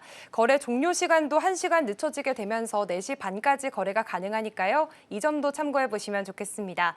간밤 뉴욕 증시는 3대 지수가 혼조로 마감을 했습니다. 이제는 AI주에서 BAI주로 시선이 조금 옮겨가는 듯한 모습이 어제도 다시 한 번 더 확인이 됐습니다. 특히나 헬스케어 쪽 금융주들 좋은 모습 보여주면서 다우지수 다시 한번 사상 최고가 행진을 이어갔고요. AMD는 AI에 대한 수요가 좀 낙관적이다라는 전망들을 내놓으면서 9%대 강세 보였습니다. 또 지금 셧다운 해제를 위한 임시 예산안이 미 하원에서 표결이 진행 중인 상황이니까요. 이 점도 결과가 어떻게 진행될지 계속해서 살펴보시면 좋겠습니다. 과연 오늘 국내 증시의 흐름들은 어떻게 이어지게 될지 저희가 시장 상황들 계속해서 좀 지켜봐야 될 것 같은데요. 사실 어제까지만 해도 기관이 좀 홀로 좀 지수를 방어해주는 모습들을 보였습니다. 외인들은 계속해서 팔아내는 모습이었는데요. 오늘 국내 지수 양시장 모두 하락으로 출발하고 있는 모습 보여지고 있습니다. 코스피는 0.49% 하락하면서 4,129선 지나가고 있고요. 코스닥은 0.28% 떨어지면서 903선 지나가고 있습니다. 그렇다면 시총 상위주들의 움직임도 체크해 보겠습니다. 네, 오늘 삼성전자만 0.29% 빨간불이 좀 켜져 있습니다. 103,400원 선 지나가고 있는데요. 아무래도 간밤에 좀 AMD가 급등하는 모습을 보여줬기 때문에 AMD와의 관계성이 조금 더 단단한 삼성전자는 강보합권에서 흐름 지나가고 있는 모습입니다. 반면 SK하이닉스는 0.89% 하락하고 있습니다. 어제 시장은 반도체 대장주들이 좀 더 쉬어가는 모습이었고요. 다른 섹터들로 순환매가 도는 그런 상황이었는데 오늘 시장 안에서도 잠시 숨고르게 하는 모습들이 연출이 되고 있습니다. LG 에너지솔루션의 경우에는 1.37% 하락하면서 47만 원 선 아래에서 가격이 형성이 되고 있고요. 삼성전자 우선주도 0.13% 지금 보합권의 흐름 지나가고 있습니다. 그렇다면 코스닥 시총 상위주들의 움직임도 함께 체크해 보겠습니다. 네, 오늘은 이쪽도 좀 쉬어가는 움직임이 연출되고 있습니다. 알테오젠만 0.18% 강보합권에 불 켜져 있고요. 에코프로 그룹주들 0.9%에서 1%가량 낙폭 그리고 있습니다. 레인보우 로보틱스도 0.13% 빠지고 있고요. ABL 바이오의 경우에는 어제 일라이릴리와의 그런 기술 수출 계약 소식 전해지면서 상한가 달성했고 코스닥 시총 5위에 자리 잡은 모습입니다. 다만 오늘 같은 경우에는 지금 다시 한 번 더 20% 상승하는 모습 보여주면서 15만 5천 원 선에서 지금 가격이 형성이 되고 있습니다. 그렇다면 지금 현재 수급 상황도 체크해 보도록 하겠습니다. 먼저 코스피 수급 상황 살펴보시면요. 역시나 오늘 개인만 사자세 보여지고 있는 흐름 나타나고 있습니다. 외국인과 기관 메이저 주체들은 물량 덜어내고 있고요. 코스닥 시장도 살펴보겠습니다.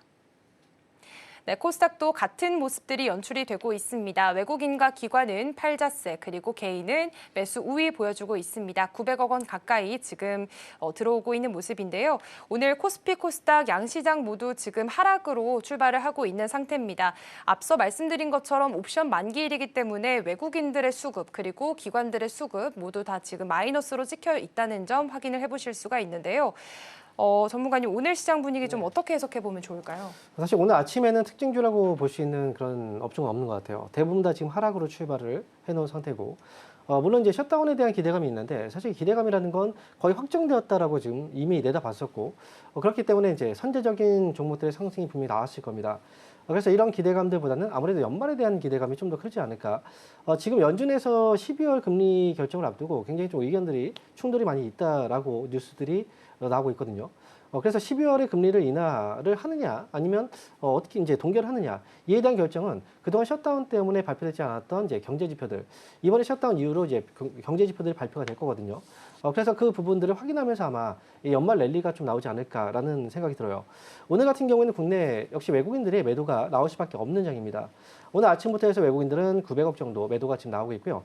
아침 시작하자마자 매도가 이렇게 뭐 거의 1000억 가까이 나왔기 때문에 이 매도 물량 자체는 작지 않아요. 근데 어제는 기관 쪽에서 이 매도를 받아줬지만 오늘은 기관 쪽도 역시 단발성으로 어제 들어왔다고 오늘 또 빠지는 이런 흐름들이 나오고 있거든요. 그래서 오늘은 옵션 만기, 장 후반부까지 봐야 되겠지만 현재 외국인들이 옵션 만기일 날 포지션을 잡아놓은 걸 보면은 4,100포인트 아래쪽에 베팅을 좀 해놨습니다. 그래서 지금 이제 그 손실과 수익에 대한 그 경계 구간이 원래 4,080포인트였는데 좀 더 위쪽으로 올라가긴 했죠. 그래서 지금 4,100포인트 아래쪽으로 현재 바라보고 있기 때문에 뭐 외국인들의 경우에는 오늘 매도 쪽으로 당연히 잡혀갈 수밖에 없고 시장의 반등을 좀 이끌어 간다면 아무래도 기관 쪽이 어제처럼 이 수급을 좀 받아준다면 반등이 좀 나올 수는 있습니다. 현재로서는 지금 시장 안에서 종목들의 분위기가 일단 삼성전자가 좀 살아나고 있고요. 하이닉스의 경우에도 좀 빠졌다가 지금은 현재 보합권 정도까지 올라갔거든요. 그래서 지금 IT 업종 이 섹터에서 만약에 오늘 좀 흐름이 나오게 된다면 뭐 시장 반등이 가능하긴 하겠지만 어쨌든 오늘은 옵션 만기일입니다. 옵션 만기일은 장 후반부 거의 끝부분이 중요하거든요. 후반부에 변동성이 나올 수 있으니 이 점 좀 주목하셔야 되고요. 주의하셔야 되고 그리고 오늘 지금 보니까 은행 쪽 관련 은행주와 이 증권주들 이쪽에서 상승이 조금씩 나오고 있거든요. 지금 아무래도 이제 배당과 관련된 그 분리과세 이 기대감으로 이 모멘텀이 나왔기 때문에 이쪽 관련주들이 좀 움직임이 잡히고 있는 것 같아요. 어쨌든 오늘 아침에 장 출발했고요. 그리고 오늘은 장이 끝나는 시간이 1시간 지연되기 때문에 10시에 시작해갖고 4시 반입니다. 그래서 시간적인 여유가 상당히 많죠. 그래서 오후장 끝까지 잘 확인하신 다음에 뭐 종목들을 매매하신다면 가급적이면 저는 장중에 매수하는 것보다는 거의 후반부를 확인하고 나서 매수하시는 게 훨씬 더 좋지 않을까 이렇게 말씀드리겠습니다. 네, 오늘 아무래도 옵션 만기일이기 때문에 좀 장 후반부까지 계속해서 지켜보셨다가 매매하시는 전략들 함께 좀 제시를 해주셨고요. 역시나 아직까지 외국인은 지금 코스피와 코스닥 양시장 모두에서 물량을 빼고 있는 모습들 확인이 되고 있습니다. 그리고 특징적인 부분으로는 ABL 바이오 어제 상한가에 이어서 오늘도 27% 넘게 급등하는 모습 보이고 있으니까요. 이 점도 참고를 해보시면 좋겠습니다. 그리고 오늘 일정들을 좀 체크해보자면 부산에서는 지스타가 개막을 하게 됩니다. 주요 게임사들이 이곳에서 신작을 공개하게 되는데요. 사실 그동안 좀 기대감 때문에 오르긴 했는데 오늘은 좀 보합권에서 등락을 오고 가는 모습입니다. 이게 세론으로 좀 작용을 하게 될까요? 사실 게임주가 올랐다라고 얘기하기에는 그동안 너무 많이 빠졌어요. 네. 그래서 게임주 쪽은 모멘텀이 별로 없었거든요. 그런데 이번에 지스타 같은 경우에는 게임 쪽에서는 굉장히 큰 행사입니다. 그래서 이번에 지스타를 통해서 게임주들이 관심을 좀 주목을 받게 된다라고 한다면 오늘 세론의 어떤 개념보다는 뭐 재료가 있었기 때문에 올라갔던 종목들은 일부 매도가 좀 나올 수는 있는데 결론적으로 봤을 때는 아직은 올라가지 못한 그 섹터군 중에 하나가 바로 엔터 쪽이거든요. 원래 게임주 쪽. 그러니까 이 게임주들 같은 경우에 보통 이 코스닥 시장 장세하고 좀 더 흐름을 같이 하는 경향들이 있어요. 그런데 그동안에 시장의 분위기를 본다면 거의 코스피 대형주 위주로 장세가 나왔기 때문에 사실 이쪽으로 수급이 돌기에는 굉장히 어렵거든요. 근데 최근 들어서 보시면 코스닥 쪽으로도 외국인들의 수급들이 계속해서 좀 돌고 있는 모습들이 나타나고 있어요. 상대적으로 코스피 이 대형주들은 많이 올라갔기 때문에 여기에서는 이제 다른 조금 더 대체안으로서 조금 더 싸고 그리고 좀 더 편하게 매수할 수 있는 그런 종목들이 없을까 이런 것들을 찾다 보니까 결국은 순환매장이 나오게 되는 건데요. 시장도 순환매가 돌거든요. 지금 연말 같은 경우에 우리가 생각해 본다면 연말하고 이제 내년 연초 보통 그때 이 중소형주들이 강한 장세가 많이 나와요. 그래서 지금까지 올라갔던 대형주 위주에서 이제 중소형주 쪽으로 이제 고개를 시각을 돌려서 아마 봐야 되는 시기가 되지 않았을까라고 생각이 들고 그 관련돼서 본다면 사실 제약바이오 같은 경우에도 보통 코스닥 장세하고 흐름을 같이 하는 섹터고요. 그리고 게임 엔터 이쪽도 역시 코스닥 장세하고 흐름을 같이 하는 섹터이기 때문에 이와 관련된 종목들도 지스타 2025 같은 경우에도 뭐 중요한 회사고 하지만 결국은 이제 올라갈 수 있는 모멘텀들이 좀 필요하거든요. 여기에서 신작 게임 발표라든지 뭐 이런 것들이 이 게임주 쪽에서의 반응으로 이어질 수도 있지 않을까라고 생각을 해볼 수가 있겠습니다. 네, 오늘 게임주들 입장에서는 굉장히 중요한 행사가 열리죠. 지스타에서 과연 어떤 신작들이 발표가 되고 또 이로 인해서 신작 모멘텀을 받아갈 수 있는지에 대해서도 계속해서 살펴보시면 좋겠습니다. 그리고 오늘 또 다른 일정 체크해보면 메르세데스 벤츠 회장이 방한을 합니다. LG그룹과 지금 이재용 삼성전자 회장을 만날 계획인데요. 이게 관련 기업들 주가에도 어떤 영향을 좀 미치게 될까요? 아무래도 지금 삼성전자하고 그다음에 LG 쪽, 삼성과 LG그룹에서 이 벤츠 회장하고의 만남이 분명히 잡혀 있는데 이 만남을 통해서 우리가 얻어갈 수 있는 부분은 뭐냐면 결국은 전장 사업 쪽이에요. 지금 LG전자 같은 경우에 사실은 이제 휴대폰 쪽의 사업에서 철수를 선택을 하면서 신사업으로 계속해서 이제 확장을 시켜가고 있는 게 바로 전장 부품 사업입니다. 그렇기 때문에 전장 부품 사업은 당연히 메이저급 자동차 회사하고 손을 잡고 해야지만 그만큼 또 큰 성과가 나오거든요. 그런데 지금 LG그룹 같은 경우에는 벤츠 쪽하고 20년 이상 협력 관계를 유지하고 있기 때문에 이번 만남을 통해서 아무래도 이 전장 부품 쪽에서 뭐 디스플레이라든지 또는 배터리, 뭐 센서 이런 쪽으로 영역을 조금 더 확장시켜서 뭔가 사업을 추진할 가능성 이런 내용들이 나올 가능성이 굉장히 높고요. 그리고 삼성 같은 경우에도 전장 쪽에 굉장히 또 관심이 많은 회사 중에 하나입니다. 지금 그동안 삼성 쪽도 역시 그 벤츠 쪽하고 협력 관계를 유지하고 있는 상황이고요. 그리고 특히나 삼성 쪽에서는 이제 2차 전지, 배터리 쪽이죠. 이와 관련해서도 벤츠 쪽과 협력 그리고 이번에 만남이 있을 때 삼성 디스플레이하고 그다음에 삼성 SDI 회장도 사장도 같이 이번에 만남을 가질 수 있다는 얘기들이 나왔거든요. 그래서 디스플레이 쪽하고도 역시 연관지어서 볼 수 있기 때문에 아무래도 이제 전장 부품 쪽하고 그다음에 배터리 그리고 디스플레이 쪽까지 영역까지 확대를 시켜서 관련 종목들을 한번 관심 있게 보시는 것도 좋을 것 같습니다. 네, 지금 메르세데스 벤츠 회장이 오늘 방한할 계획입니다. 그렇기 때문에 오늘 LG와 또 삼성그룹 관해서도 이렇게 만남이 예정되어 있으니까요. 이 안에서 어떤 이야기들이 나오게 될지도 좀 주목을 해보시면 좋을 것 같습니다. 그리고 사실 어제 뉴진스 멤버 전원이 어도어로 복귀한다라는 소식들이 나오게 되면서 하이브가 애프터마켓에서 9% 가까이 급등을 하기도 했고요. 지금 현재 시장에서도 5% 가까이 오르는 모습 보여주고 있습니다. 사실 최근 엔터주들이 조금 주춤하는 모습들을 보였는데 이 이슈가 좀 엔터주 전반으로 온기가 확산이 될 수 있을까요? 저희가 이제 이 내용을 한번 다루긴 했었어요. 최근에 목표가를 줄하향하는 그런 이제 보고서들이 많이 나오고 있다. 특히나 엔터 쪽에서도 이런 보고서들이 많이 나왔거든요. 실질적으로 이제 우리 성과들이 뭐 크지 않고, 그다음에 하이브 같은 경우에는 우리가 그 BTS 멤버들이 전원 이번 하반기에 뭔가 공연을 해줄 수 있지 않을까라고 기대를 했었는데 지금 내년도로 밀렸기 때문에 이런 데 대한 우려감들과 뉴진스에 대한 소송권 이런 것들이 이제 주가 상승에 좀 발목을 잡긴 했었어요. 그런데 이번에 뉴진스가 다시 하이브 쪽으로 넘어가서 어더 쪽으로 넘어가서 다시 활동을 하게 된다면 이로 인한 역시 기대감들은 분명히 충분히 있지 않을까라고 생각이 듭니다. 그런데 지금 이제 애프터마켓에서의 그 거래에 대비했을 때 오늘 같은 경우에 뭐 3.7% 정도 상승이 나오고 있죠. 지금으로서는 낙폭이 굉장히 좀 컸고, 그 다음에 하반기에서 내년 상반기까지의 모멘텀들은 분명히 또 나오고 있다고 생각이 들어요. 이번에 하반기 모멘텀은 이제 뉴진스가 또 될 수가 있고, 내년 상반기 모멘텀은 이제 BTS가 될 수가 있겠죠. 그래서 엔터주들 같은 경우에는 어떤 특정 종목들이 또 움직이기 시작하면 나머지 종목들도 같이 또 흐름을 같이 하는 경우들이 좀 있거든요. 분위기 타면서. 그래서 하이브를 포함해서 하이브의 주가가 이번에 좀 잘 오르게 된다면 엔터주들도 최근에 낙폭이 과대했기 때문에 이들 종목들도 역시 반등을 좀 꾀볼 수 있지 않을까. 그렇다면 이 종목들에 대해서도 지금은 관심을 좀 가져봐야 되는 시기가 저는 맞지 않을까라고 생각하고 있습니다.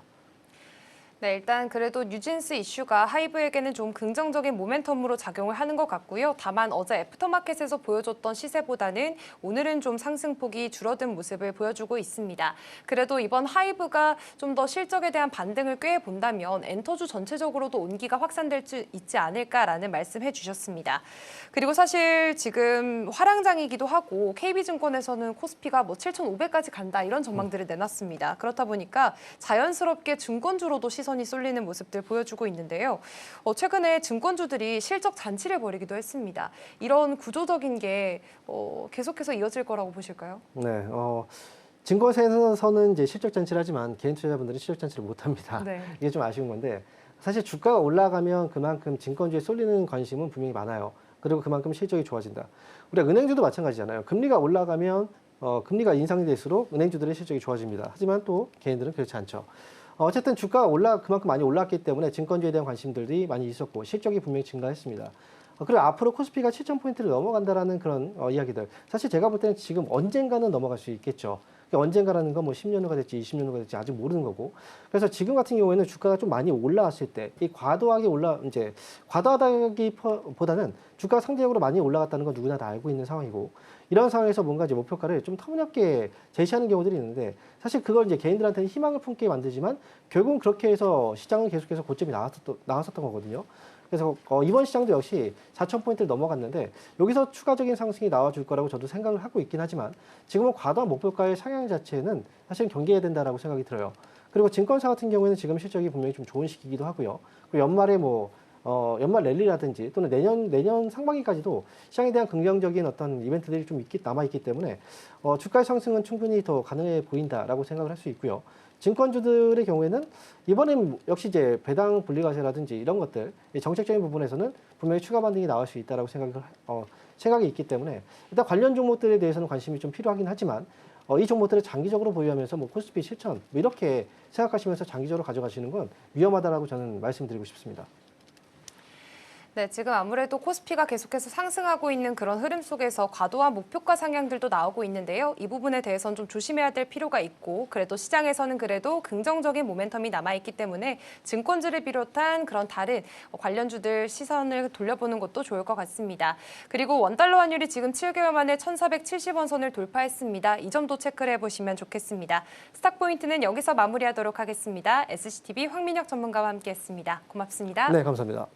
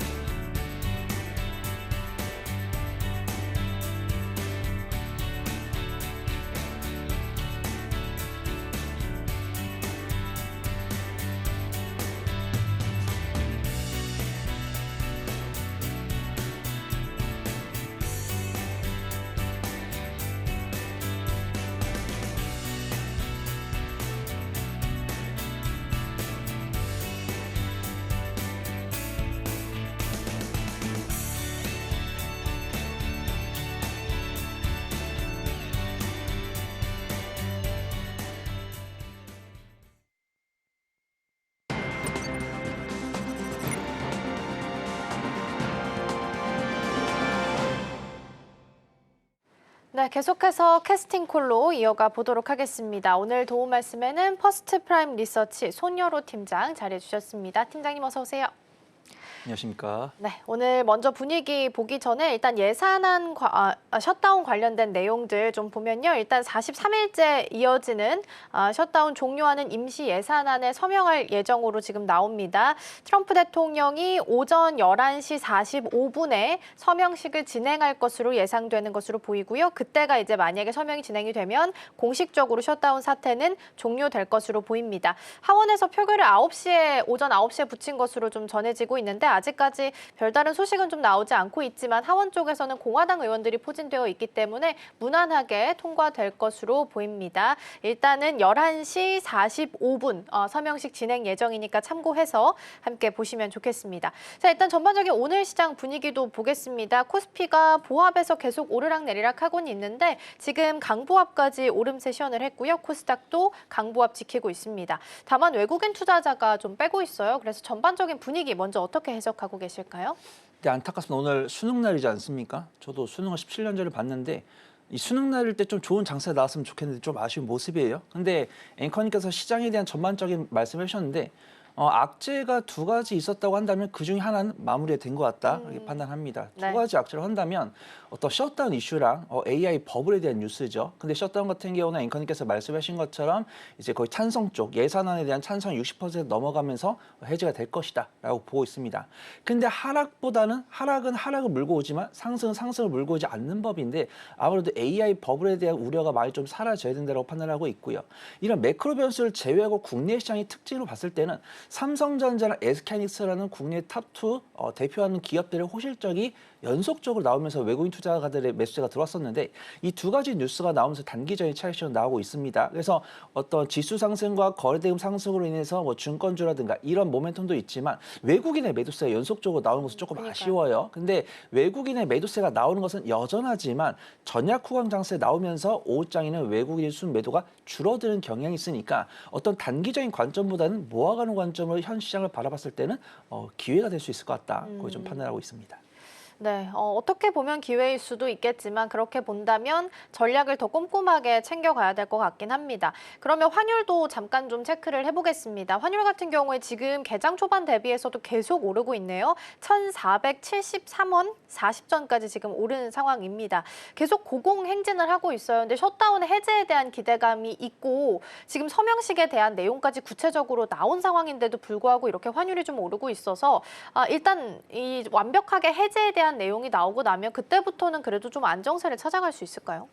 네, 확실하게 이 환율과 주식시장에 대한 평가는 약간 달걀이 먼저냐 닭이 먼저냐 그런 것 같습니다. 우리가 경제 공부를 해보신 분 아시겠지만 원달러 환율을 해석하는 방법, 그다음에 원달러 환율이 오르든지 내리든지 이득이 된 섹터가 있고 그쵸. 악재가 된 섹터가 있잖아요. 그래서 우리가 안타까운 거 뭐냐면 우리가 항상 HTS를 키면은 많은 투자분들께서 그 투자자 예탁금을 보십니다. 근데 예탁금이 굉장히 증가를 하고 있는데 원달러 환율이 올라간다는 것은 원화 가치가 약세됐던지 달러가 강세가 된다는 것이죠. 그래서 원화 약세가 될 수 있는 이슈는 글쎄요. 어떤 셧다운에 대한 우려로 어떤 전 세계 글로벌 투자가들이 약간 매도세를 부추길 수 있나? 이런 것들을 해석할 수 있고 이제 달러가 강세됐을 때는 셧다운 해제됐을 때는 미국 시장이 안정을 찾을 수 있으니까 미국 시장이 투자하려고 원화를 달러로 바꾸고 있나? 이렇게 해석할 수 있을 것 같습니다. 네. 근데 예탁금이 증가를 하고 있다는 것은 네. 외국인 투자가들은 빠져나가고 있지만 이 국내 주식시장을 바라보고 있는 투자분들의 예탁금은 증가하고 있다는 거예요.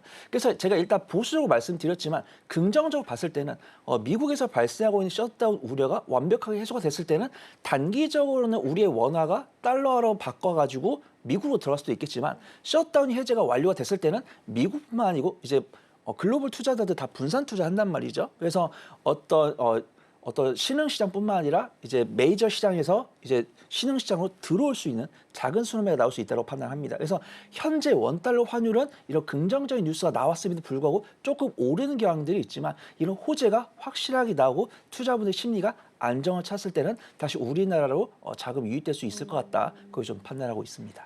그러면 이제 환율도 체크를 해야 되지만 고객 예탁금까지도 같이 봐야 된다라는 말씀을 좀 주신 것 같습니다. 일단 전반적인 개장 분위기 먼저 살펴봤고요. 오늘 주목해 볼 만한 테마들도 함께 점검을 좀 해보겠습니다. 오늘도 세 가지 테마가 준비가 되어 있고요. 첫 번째 반도체입니다. AI 버블론에 대한 이야기는 계속 나오고 있는 상황이죠. 근데 이제 뉴욕 증시에서는 기술주에서 비기술주로의 자금 로테이션이 확실히 나타나고 있긴 합니다. 근데 그럼에도 불구하고 반도체는 여전히 펀더가 튼튼하기 때문에 이쪽에서는 지금 구간에서 어떤 전략을 세우면서 가야 될지 함께 고민을 좀 해보도록 하겠습니다. 두 번째 열어볼게요. 제약 바이오 섹터고요. 오늘은 확실히 이쪽에서 수급이 좀 쏠리는 것 같긴 합니다. 전반적인 섹터 전반적으로 올라오고 있고요. mRNA나 아니면은 비만 치료제도 강세 보이고 있고 기술 이전에 대한 기대감이 있는 다른 종목들도 강세를 보이고 있는 상황입니다. 면역 항암제 이쪽도 강세 좀 보이면서 어제 에이벨 바이오 관련된 이슈 포함해서 같이 좀 살펴보도록 하겠습니다. 세 번째 열어볼게요. 마지막은 2차 전지입니다. 2차 전지도 그래도 코스닥에서 키 맞추기 덕분인 건지 일단 오름세를 시현을 하긴 합니다. 그래서 오늘 소재 부품 쪽이 좀 강하고 리튬 쪽도 강세를 보이는 종목들이 눈에 띄어서 함께 체크를 좀 해보도록 하겠습니다. 가장 중요한 반도체부터 전략을 좀 점검해 볼 텐데요. 이틀 전이었죠. 소프트뱅크가 엔비디아 지분 전량 매각했다라는 소식을 좀 전했습니다. 그러니까 확실히 기술주에서 지금 비기술주로 자금이 좀 이동하고 있는 모습은 나타나고 있는 것 같거든요. 그러면 일단은 반도체가 한참 막 올라왔던 그 상승은 어느 정도는 좀 마무리됐다라고 봐야 될까요?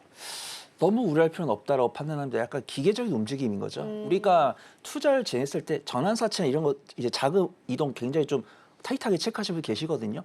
그래서 만약에 정말 소프트뱅크가 이 지분을 전량 매각한 거에 대해서 부정적으로 봤다고 한다면 오늘 AMD가 그렇게 반등하지 못했을 겁니다. 그래서 제가 서두에 말씀드린 것처럼 이런 위기가 기회가 될 수 있다라고 판단하고 있고 이런 기회가 될 가능성이 제일 높은 섹터는 반도체가 아닐까 그렇게 판단하고 있어요. 네. 물론 이 AI에다 투자를 하는 기업은 뭐 소프트뱅크도 있지만 MS도 있고 뭐 알파벳도 있고 아니면 뭐 알리바바도 있습니다. 만약에 제가 이 언급드린 4개의 기업들이 이제 속보로는 안 나왔지만 AI 투자에 대해 조금 부담스럽습니다. 이런 뉘앙스를 펼쳐줬을 때는 저는 좀 과감히 좀 줄이자 이렇게 말씀을 드릴 거예요. 근데 일단 소프트뱅크가 일부 이제 좀 후퇴했다라고 평가할 수 있지만 그들이 이 자금을 통해서 이제 기술주에 쓰지 않고 비기술주에 쓰는 게 아니고 이제 기술주에 투자를 했다고 했기 때문에 AI랑 반도체 같은 게 여전히 투자 여력이 있다라고 판단합니다.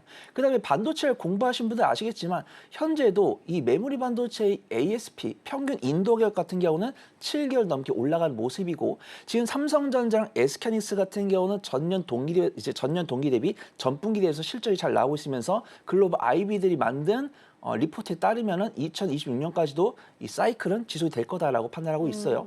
그다음에 엔비디아라든가 AMD라든가 SK하이닉스라든가 우리가 알만한 기업들이 실적 발표를 한 다음에 컨퍼런스 콜을 진행을 하면서 자신감을 표출했다 이거죠. 그다음에 이제 HBM이 아니고 HF라고 합니다. 그래서 이제 HBM 같은 경우는 D램을 적층을 한 건데 낸드 플래시를 적층을 하면서 약간 2차 전지를 비유를 하면은 3원기 배터리에서 LFP로 간 거죠. 그래서 효율은 조금 떨어질 수 있더라도 가성비가 넘치면서 이런 것들을 채택을 했을 때는 글로벌 전반 기업들이 아직은 AI 투자에 대한 의지가 남아있고 여력이 남아있다. 그렇게 평가할 수 있습니다. 그다음에 요게 제일 위험한 말인 것 같아요. 글로벌 IB들이 연말 될 때마다 반도체 결론이한 이야기로 리포트를 부정적으로 많이 씁니다. 근데 그런 리포트들이 2번 넘게 틀렸기 때문에 여전히 저는 반도체 관련 종목들이 강세를 보일 필요가 있다고 판단하고 있고 수급은 다소 아쉬울 수 있어요. 외국인의 매도세가 나오고 있습니다. 근데 확실하게 실적이 나올 수 있는 HBM이나 장비 이런 쪽들은 외국인과 기관의 저감에서 유입되는 모습들이 확인됐으니까 반도체 중에서도 5개에서는 여전히 투자할 수 있는 여력이 많아 보인다. 그렇게 좀 평가하고 있습니다. 그렇죠. 이제 쉽게 끝날 건 아니다. 기계적인 움직임 정도로 파악을 좀 해주셨습니다. 그렇죠. 펀더가 뭐 움직이는 거나 흔들림이 있는 건 아니기 때문에 여전히 좀 긍정적으로 바라봐 주신 것 같고요.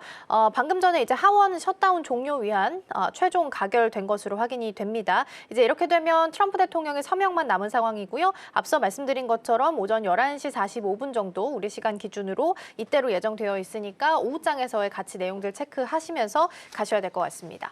자, 그럼 소프트뱅크가 이렇게 매도를 했잖아요. 전량 매각을 했잖아요. 그러면 우리가 이제 자금이 하드웨어에서 AI 하드웨어에서 AI 소프트웨어 쪽으로 우리도 좀 투자 전략을 바꿔야 되나 이런 아이디어도 힌트를 얻을 수 있을까요?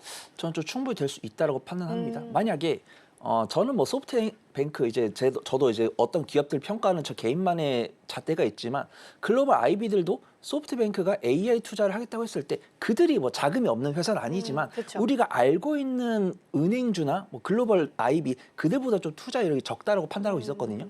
근데 그들이 전량 매각을 했다는 것은 그만큼 좀 자금이 부족할 수 있겠다라는 것도 있지만 이 자금이 AI 소프트웨어 오픈AI를 통해서 투자됐을 때는 국내 기업들이 낙수 효과를 얻을 수 있다라는 그런 투자 인사이트가 있어요.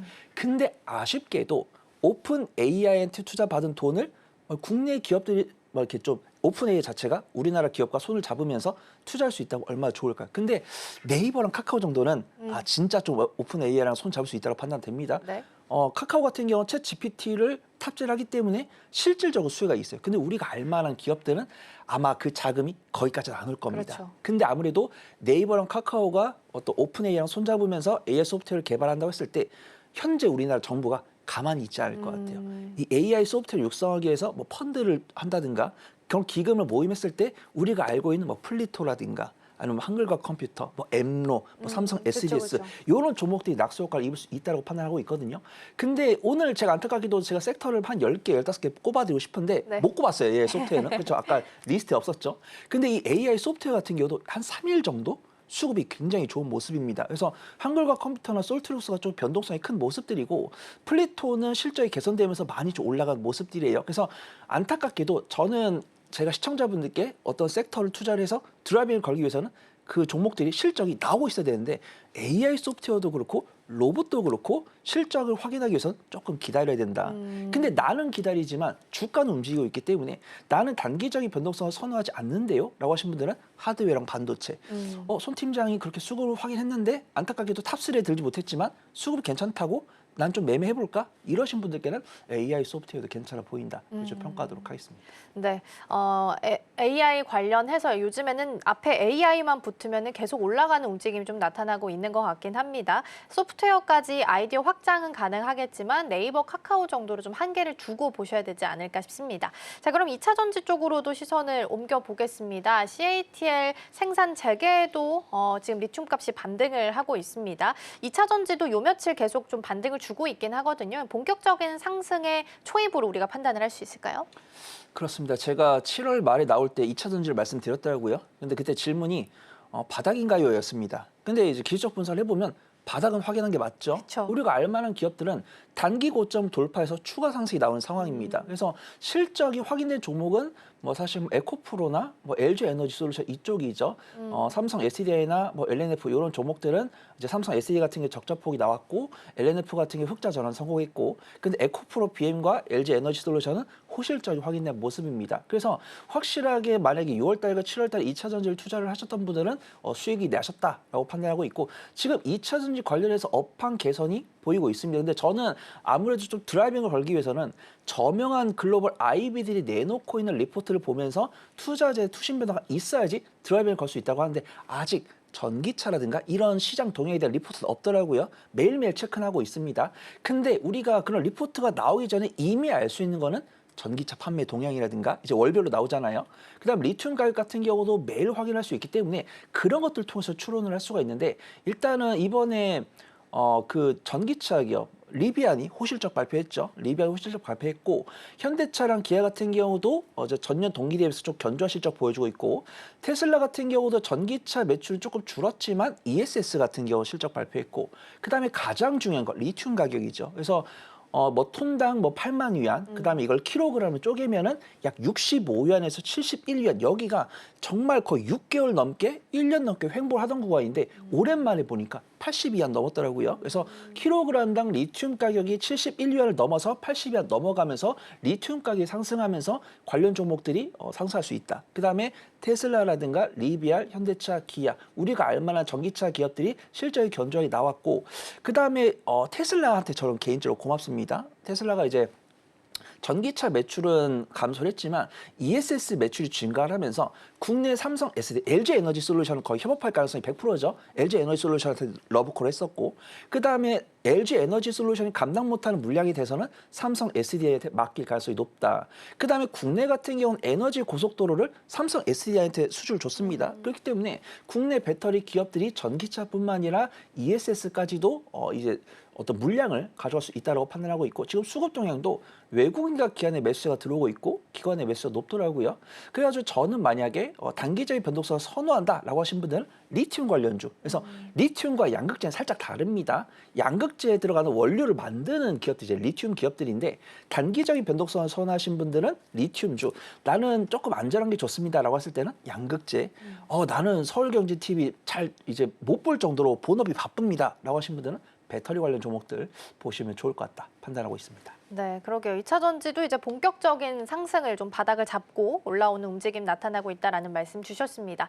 앞에 이제 테슬라에 대한 이야기를 살짝 좀 주셨는데, 테슬라가 최근에 또 우리나라에 있는 동박 기업들과 협력을 모색한다라는 기사가 어제 보도가 되기도 했어요. 그리고 최근에 이제 롯데에너지 머티리얼도 완전히 컨콜 이후에는 분위기가 좀 바뀐 것 같긴 하거든요. 시선이 좀 차가웠었는데 이제 동박 쪽에 대한 분위기가 바뀌어가는 것인지, 이런 쪽은 어떻게 해석을 해야 되는지도 궁금합니다.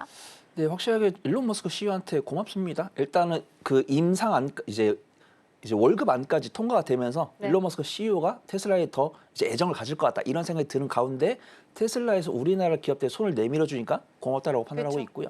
그다음에 우리가 알 수 있는 건 당연히 LG 에너지 솔루션, LNF는 이미 하고 있고, 그다음 대주전자재료 같은 경우도 이미 LG 에너지 솔루션에 그렇죠. 그 실리콘 응급제 납품하고 있고, 이번에 롯데 에너지 머티리얼즈가 이제 테슬라의 밸류체인에 포함되면서 가격이 상승하는 모습인데. 만약에 이미 상승 초입이면은 제가 좀 강하게 말씀드리겠지만 네. 거의 3일 넘게 상승하면서 너무 올랐죠. 재료들이 녹아들고 있는 모습입니다. 근데 수급동행 같은 경우는 기간 순매수 이어지고 있고 오늘 마이너스 4% 이제 하락하고 있는데 외국인의 순매수가 가수급이 보여요. 근데 제가 드라이빙 걸기 위해서는 실적이 개선이 돼야 된다라고 판단합니다. 우리가 2차 전지도 정말 오랫동안 기다렸던 게 실적이 언제 개선될까요?라는 궁금증을 가졌던 게 한 3개 분기 지난 것 같아요. 이번에 실적 개선되지 않을까요? 이번에 실적 개선되지 않을까요? 이런 뉴스가 나왔는데 3개 분기 뒤에 이제 실적이 개선됐습니다. 네. 그러면 롯데에너지 머티리얼즈 실적이 개선될까요?라는 질문에 다음 분기에 바로 개선되기 쉽지 않다. 그다음 우리가 전액이랑 분리막은 아시다시피 마진율이 높지 않거든요. 테슬라가 끌어줬을 때 박리담회로 많은 물량 넘겨도 이익률이 원체 안 남는 곳이기 때문에 전체적인 실적은 개선될 수 있지만 이익률은 크게 개선되지 않을 가능성이 있다.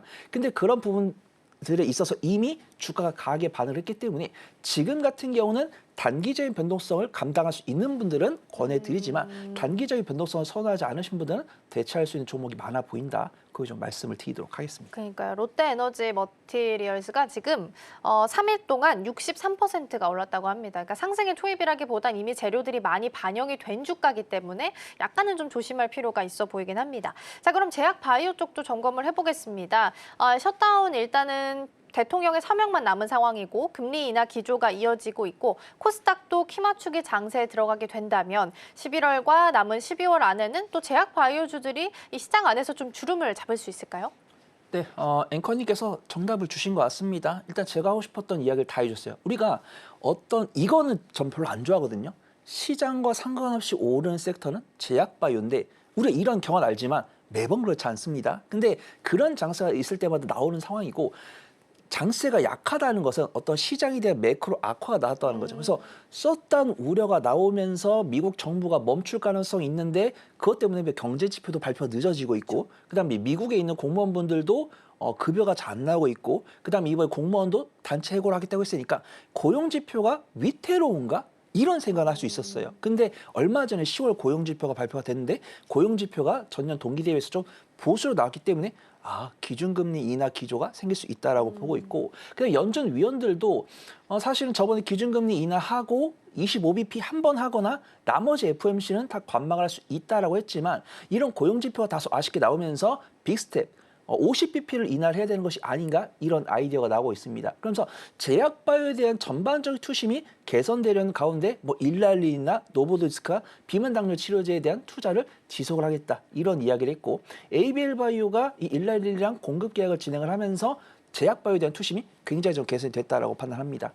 근데 이제 제약바이오 같은 경우는 어제 코스닥에 아마 외국인과 기관 순매수 거의 70%가 제약 바이오였어요. 그다음에 비만 당뇨랑 이제 앵커님께서 말씀하신 이중항체 플랫폼 ADC 이쪽으로 들어가는 모습이고 오늘은 외국인의 순매도가 일부 나오는 모습입니다. 근데 어제 순매수한 금액의 한 5분의 1, 6분의 1 공격적으로 안 나오더라고요. 그래서 제가 제약 바이오에 대한 긍정적인 말씀드리고 탑픽을 소개를 드리겠지만 이 종목을 단기적인 관점으로 그냥 시장가로 매수해서 내일 청산하자 이런 관점이 아니고 한 이틀에서 3일 정도 분할 매수해가지고 2주 정도 가져가면서 이 기업이 호재를 맞이했을 때는 슈팅 났을 때 그때 매도하자 이런 전략이라는 점을 좀 말씀을 드리도록 하겠습니다.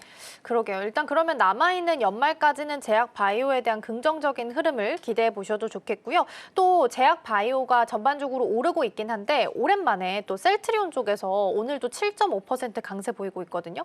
이거는 이제 지금 보면 어쨌든 삼바가 부재하고 있는 상황 속에서 외국인과 기관들이 대신 이렇게 셀트리온을 좀 담아가는 듯한 움직임이 나타나고 있어서 2년 동안 거의 좀 주가가 지지부진하고 굉장히 지루했었는데 이제는 좀 갈 수 있을지 삼바가 부재하니까 대장으로서의 자리도 매김할 수 있을지도 궁금해요. 근데 일단은 부재라는 게 거래 정지이기 그렇죠? 때문에 부재라고 말씀하신 건데 캐파도 사실 늘릴 수가 없습니다. 어떤 캐파? 삼성 바이오스 같은 경우 이미 4공장도 풀캐파로 들어가고 그쵸. 있고 5공장 완공도 남았고 그러니까 수주를 받고 싶어도 받을 수가 없는 상황이에요. 그다음에 셀트리온 같은 경우는 실적이 삼성 바이오스만큼 퍼포먼스는 아닌데 삼성 바이오스 같은 경우 퍼포먼스가 요 정도 나왔다고 하면은 셀트리온 같은 경우는 퍼포먼스가 요 정도 나온 거죠. 그러니까 안 나온 게 아닌 거죠. 그래서 셀트리온 같은 경우는 저는 삼성 바이오스보다 퍼가 낮습니다. 주가 수익률이 낮아요. 그래서 저는 단기적인 변동성을 선호하신 분들은 삼성 바이오스, 단기적인 변동성을 선호하지 않으신 분들은 셀트리온을 권해드리는데 셀트리온이 어떤 이제 미국의 제약바이오 기업에 대한 지분, 어떤 생산 능력을 좀 인수한다 이런 뉴스가 나오면서 셀트리온에 대한 성장 모멘텀이 됐다라고 판단하고 있고. 잘 기억이 안 나실 텐데 서정진 회장이 남모르는 행보를 보이고 있습니다. 어떤 뭐 서정진 회장 보고 뭐 이렇게 뭐 전형적인 뭐 기업 뭐 경영가 이렇게 좋게 표현하시는 분도 계시지만 분식회계 의혹도 있었으니까 부정적으로 보시는데 저는 긍정적으로 보는 편입니다. 그래가지고 어떤 경영과 마인드도 괜찮다라고 판단하고 있고 제약바이오에 대해서는 전문가이고 셀트리온 같은 호실적에다가 미국의 판매망까지 이제 확로를 넓힐 수 있다 이런 뷰가 있습니다. 근데 안타깝게도 오늘 이미 플러스 7% 상승세 보여주고 있고 네. 외국의 단기적인 차익실이 나와요. 그래서 저 같은 경우는 삼성 바이오스랑 셀트리온 중에 둘 중에 하나 골라라 혹시 물어보실 건가요? 여쭤볼게요. 그러면 저는 삼성 바이오스 고르도록 하겠습니다. 네. 삼성 바이오스 안전하더라고요. 근데 난 단기적인 변동성을 선호한다라고 하신 분들은 셀트리온 권해드린다라고 판단하고 있고요. 오늘 시초가를 매수하기보다는 분할 매수 관점으로 보시면 안전해 보인다. 그걸 좀 판단해 보도록 하겠습니다. 네, 일단 수급은 굉장히 좋아지고 있긴 합니다. 일단 기관 쪽이 5거래일 연속 들어오고 있고 어제 기준까지 보면요. 그리고 외국인 쪽에서도 지금 한 3거래일 연속적으로 들어오고 있는 부분이 확인되고 있으니까 함께 보시면 좋겠습니다. 그러면 이 제약바이오 안에서도 오늘 탑픽을 좀 준비해 주셔서 이것도 좀 마지막으로 여쭤볼게요. 네, 저는 펩트론 보려고 하고 있고요. 네. 당연히 비만 당뇨 치료제 봐야 된다라고 판단합니다.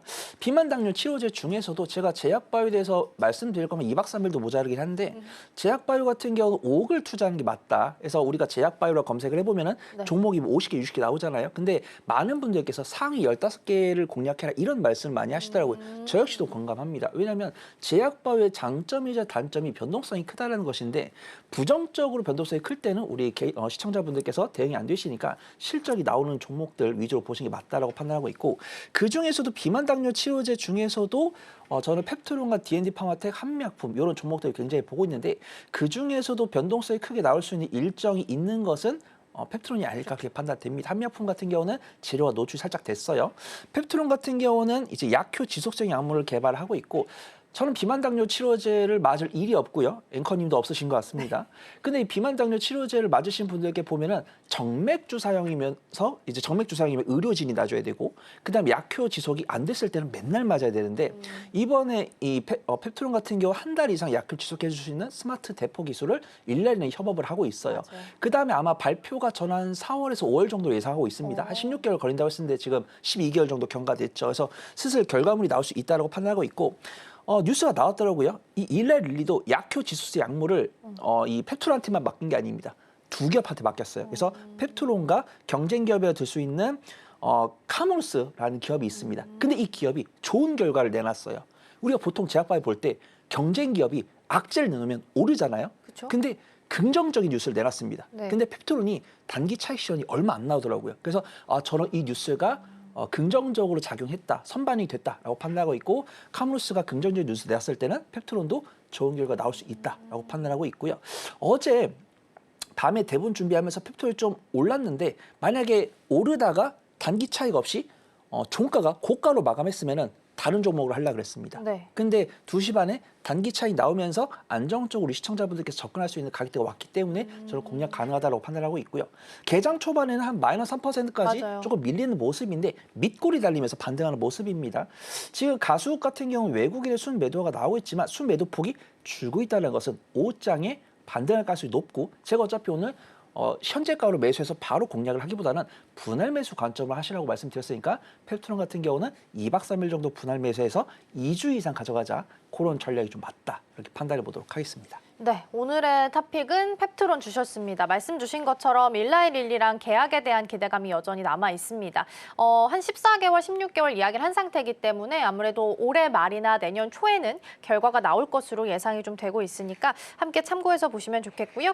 분할 매수 관점 함께 유효하다라는 부분도 염두에 두시면 좋겠습니다. 자, 이렇게 해서 개장 분위기 잘 살펴봤고요. 팀장님과는 여기서 인사 나누겠습니다. 오늘 말씀 고맙습니다. 감사합니다.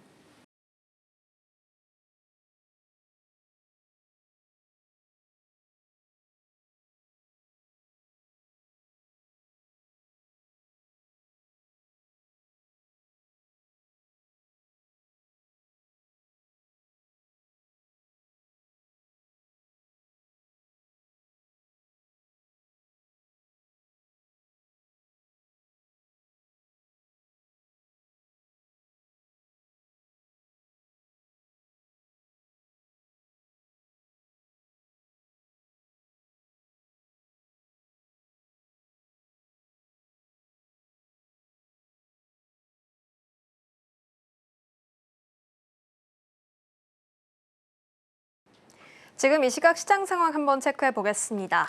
오늘은 2026학년도 대학 수학능력시험이 치러지는 날이죠. 이에 따라서 우리 국내 증시는 개장과 마감 모두 1시간씩 늦춰져서 운영이 됩니다.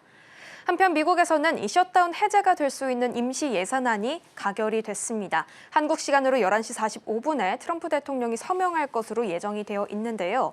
길게 이어졌던 불확실성인 만큼 또 이런 것들이 우리 시장에 어떤 파장을 줄지는 계속 지켜봐야겠습니다. 일단은 오늘 10시에 개장한 우리 시장 움직임부터 체크해 보겠습니다. 자, 오늘 양시장 하락 출발했었습니다. 하지만 이내 상승 전환한 모습입니다. 사실 코스피가 셧다운 해제 기대감으로 상승세를 4거래일 정도 이어갈 것으로 예상이 됐었는데요. 장 초반에는 옵션 만기일에 대한 부담이 조금 작용됐던 것으로 보입니다. 하지만 양시장 그래도 고개를 들어준 모습입니다. 코스피는 0.26%의 상승세, 코스닥은 0.44% 모두 강보 합권에서 유지 중입니다. 자, 그렇다면 수급으로 넘어가 보도록 하겠습니다. 먼저 코스피입니다. 네, 오늘 코스피는 지금 메이저 주체들이 모두 동반 매도 흐름 보여주고 있습니다. 기관의 물량 덜어냄 정도가 훨씬 더 큰 것을 확인할 수 있는데요. 개인이 1,800억 원가량 매수하면서 방어해주고 있는 모습입니다. 이어서 코스닥 매매 동향으로 넘어가 보도록 하겠습니다. 네, 코스닥에서는 외국인이 홀로 물량을 덜어냅니다. 기관 같은 경우에는 매도로 좀 시작을 했는데요. 지금 매수로 전환해준 모습까지 체크가 되고 개인 역시 코스닥에서도 많이 물량을 담아주고 있습니다. 자, 그렇다면 이어서 코스피 상승 업종으로 넘어가 보도록 하겠습니다. 오늘 코스피에서는 의약품이 지금 1.64%로 강하게 상승을 하고 있는 모습이고요. 오늘 섬유 의복이나 기계, 음식료품까지도 0.93%, 0.81%, 76%까지의 상승 흐름 이어주고 있는 모습들 보여주고 있습니다. 자, 그렇다면 하락 업종으로 넘어가 보도록 하겠습니다. 네, 일단은 보험과 증권, 배당주의 날이 있었던 며칠 전과 대비했을 때는 오늘은 조금 쉬어가는 흐름들이 나오고 있습니다. 금융도 같이 함께 내리고 있는 모습 확인이 됩니다. 자, 그렇다면 코스닥 상승 업종으로 넘어가 보도록 하겠습니다. 네, 오늘 사실 제약도 일부 좀 좋습니다. 미국에서 시작된 이 헬스케어 훈풍이 어제 좀 이어지면서 제약 바이오주들이 좀 들썩였는데요. 반도체주의 빈자리를 좀 채워주기도 했죠. 오늘 일부 종목들 이 안에서 상승 흐름 계속 이어져 가고 있는 모습들 체크가 됩니다. 3% 넘는 급등세 시연해주고 있고요. 이어서 의료 정밀기기도 오늘 괜찮습니다. 제조와 건설까지 상승 흐름 보여주고 있습니다. 자, 그렇다면 코스닥 하락 업종으로 넘어가 보겠습니다.